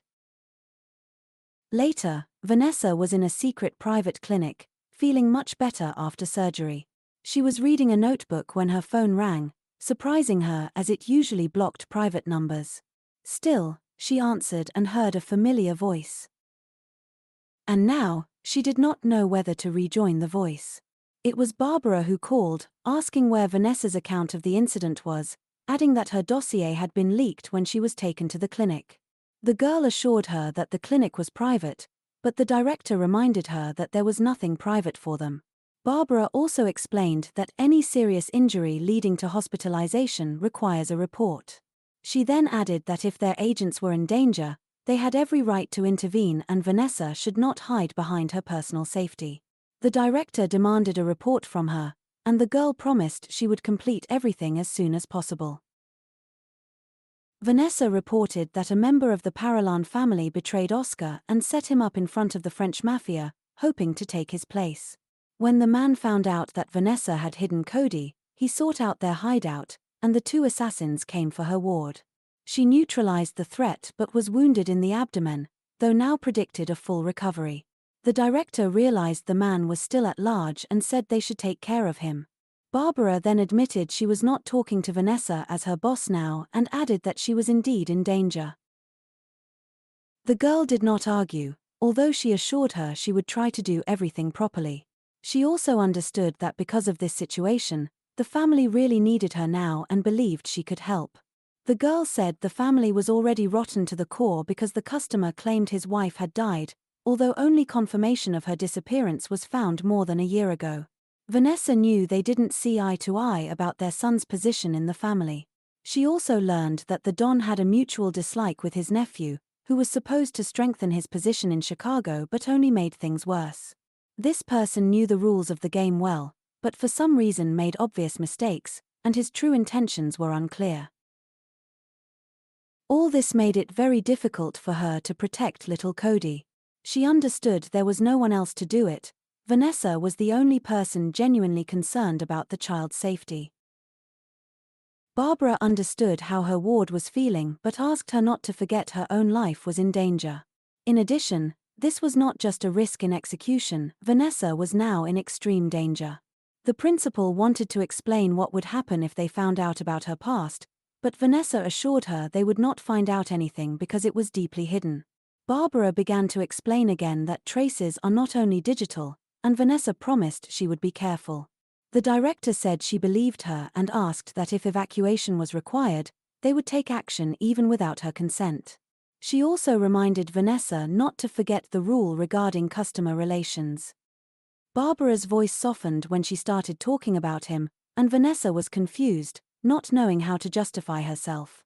Still, she explained she kept her distance, and this man was just sympathetic to her, nothing more. Then the director asked her to take care of herself and her heart, and not to forget her ribs were broken. After the conversation ended, the girl breathed a sigh of relief and was glad Barbara was still on her side. At that moment, Cody entered her room and said he had good news for her. Vanessa decided he was going to get her out of here, but the boy said she needed to get better and he was watching the nurses do their job. Cody revealed he had drawn something for his nanny so she would have something to look at besides those stock pictures. The boy was unsure there were real people at all, explaining there are no such happy people as in the pictures. As he pinned his drawing on the wall, Vanessa muttered that such people really existed. Cody decided she meant herself, and she confirmed, but for some reason, the boy did not believe her. She said his drawings made her very happy, smiling widely and thanking him. Cody was a little embarrassed and admitted that was the least he could do because the nanny had done so much more for him. The boy realized she was there because of him, and now it weighed on him. He felt sad. Suddenly, Vanessa confirmed his words and explained that if he hadn't warned her, she would have been finished. She added that now she was alive and happy here, and sincerely thanked her ward. For a moment, the boy was confused, not knowing what to say. His feelings were mixed, and he felt he was about to cry.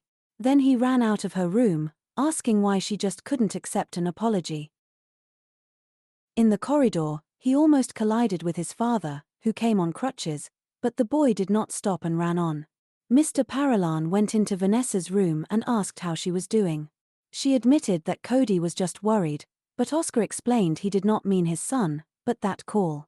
Realizing the headmistress had called her, he asked the girl not to worry because until they were discharged, they tracked every call within 3 blocks. Vanessa realized Oscar hadn't heard everything since he was asking like that and admitted that Barbara was interested in her injury. Mr. Paralan wondered how she had known, but the nurse could not answer the question. Then the girl added that she had assured her boss the situation was under control, so there was no need to worry so much. Suddenly Oscar leaned over to her and asked if she often lied like that, which made her a little confused. Then she realized these 2 imps were just trying to expose her and said she was telling the truth. At this point, Mr. Paralan clarified that nothing was under control and she was mistaken if she said so. He explained that as soon as a person starts thinking like this, it means he has already lost. Vanessa was confused again because this was not what she expected to hear from him. Then she bent down quietly and inquired about their situation now. After that, Mr. Paralan said a little happily that they were 1 step ahead after all. Then he got up and headed for the exit. Vanessa found herself wanting to talk to him again before he left. Oscar turned around and added that now they would act creatively. The girl realized he meant being creative, and it sounded effective enough. Now both of them felt as if they could do whatever they wanted. When Vanessa was alone, she decided to look at her notebook again, realizing it was time to act by her rules. After a while, Oscar returned to the hotel and Nick explained that there was no structural damage to the foundation. The police interrogated the manager, who assured them he did not see what happened. There were also no recordings from CCTV cameras since the explosion shorted the wires and everything was erased. The policeman understood he would not get information this way and felt annoyed. Then he suddenly noticed another person who had come and thought he might know something. The policeman immediately went to Mr. Paralan and asked him to take some time to answer some questions. To begin with, he decided this man was really Oscar Paralan, and he did not hesitate to confirm this. The policeman, recalling that he was a hotel guest, suggested the attack was aimed at him, but he did not know this. The man in uniform took his answer as that he knew nothing about the tragedy. Oscar added he did not know whether the mafia shootout could be called a tragedy, which led the policeman to some confusion. Mr. Paralan said he was out of town at the time, and the cop believed him but admitted he would check the information. The mafioso, already heading for the exit, calmly turned around and assured him he was quite capable of doing so. Then he headed for the exit again, and the policeman lowered his head, realizing he had not obtained any information. The manager approached and the cop explained it was not worth covering for Oscar, assuring him the police would protect him. The manager thanked him but explained his business was idle, so he had nothing more to say. Soon Vanessa and Cody returned, who assumed they had done such a thing, and the nanny confirmed it was partial. The girl understood it was important that the boy saw this and he was surprised they were allowed to stay. Vanessa explained the hotel had insurance for such cases, so they could safely make repairs. She noticed the manager and added that some of them had already been generously reimbursed for the penalty. The boy tried to add something, but the nurse asked him not to stay there and to return to the room. On the way, she suggested that if Cody wished, they could help the workers with cleaning. She explained that when the police finished, they could volunteer as assistants, and the boy agreed.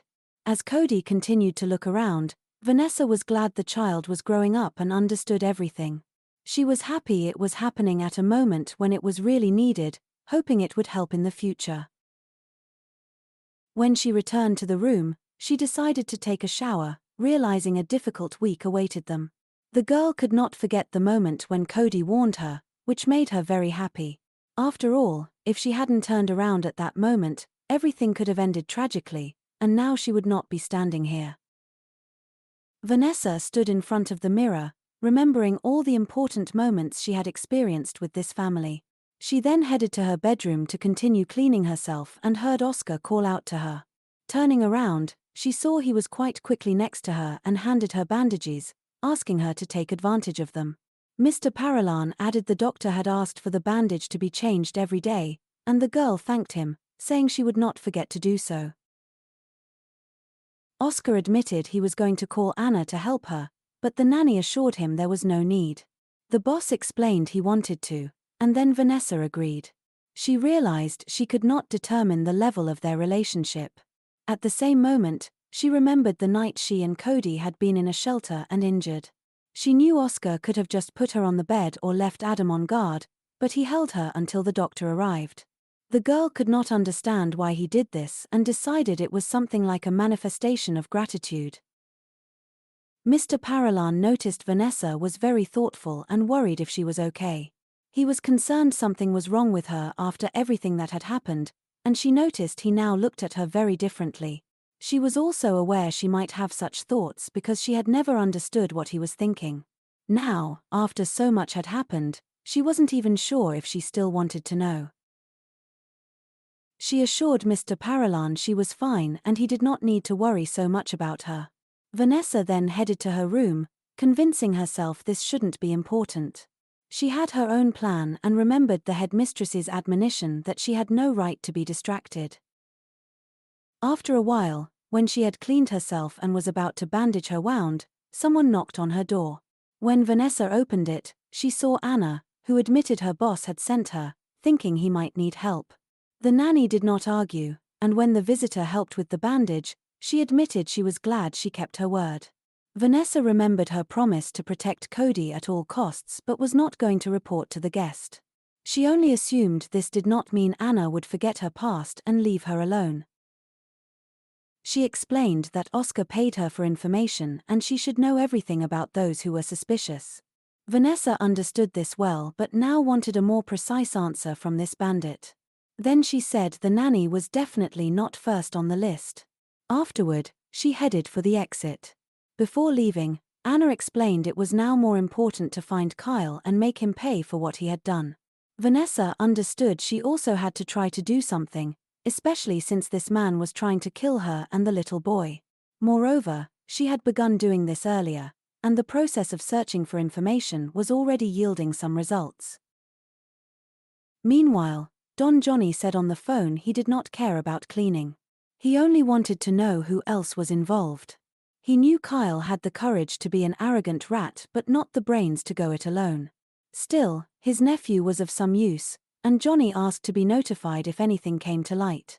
He didn't want this guy to stumble near the finish line. While talking, he laid out a skull and bones from bones on a plate. The person Johnny called was Mrs. Kenneth, who assured him she understood. She now had another very important task which she promised to fulfill, then said goodbye.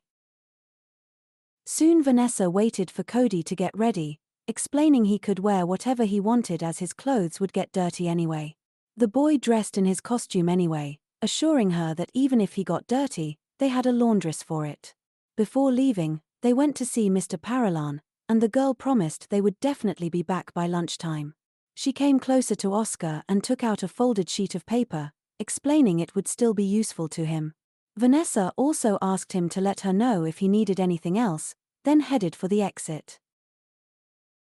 Mr. Paralan realized the nurse had given him something important and immediately began to examine the sheet of paper.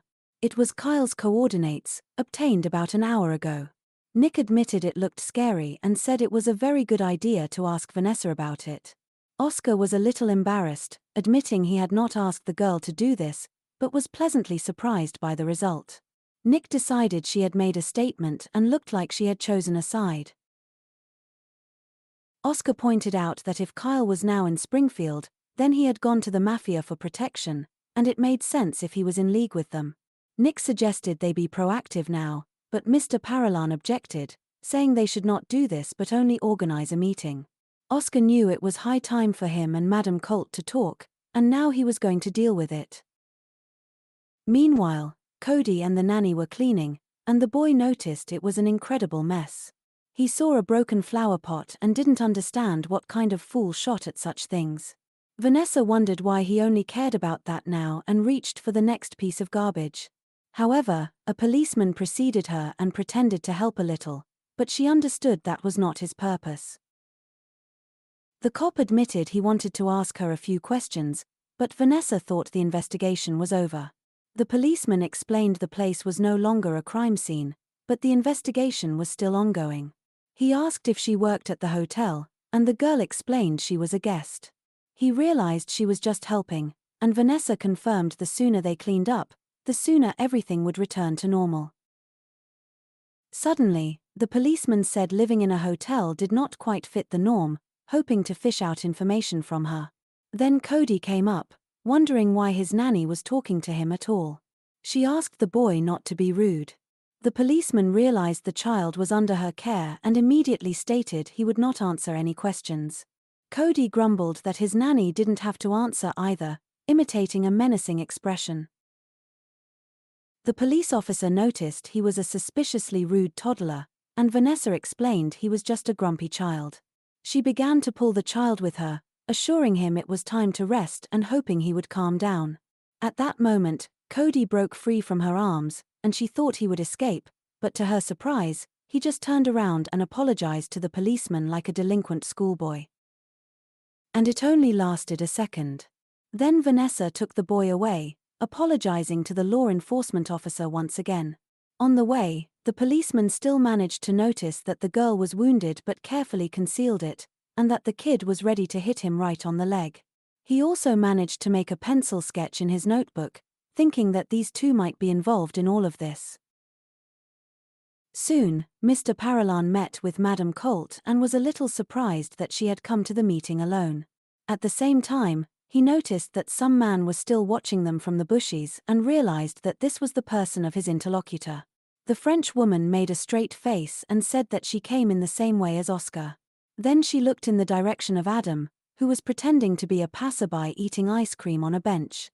Still, she asked Mr. Parallon to get straight to the point and said that she was not going to give him Chicago. He knew that it was not in her power but was still surprised that she was not dismissed because the people from Springfield were not happy with her work. Madame explained that a lot depended on their meeting and then wondered why he didn't kill her, because she knew that he could have done it. She suggested that she should take pity on him in return. Oscar explained that something prevented him and reminded her that she had a son. The French woman immediately began to shout that he would not dare to threaten her, making it clear that she would not give him the opportunity to harm her. Oscar explained that because she had a child, she would not be able to just target his son. Madame pretended not to understand what he was talking about now and was convinced that his child was not in the building at the time.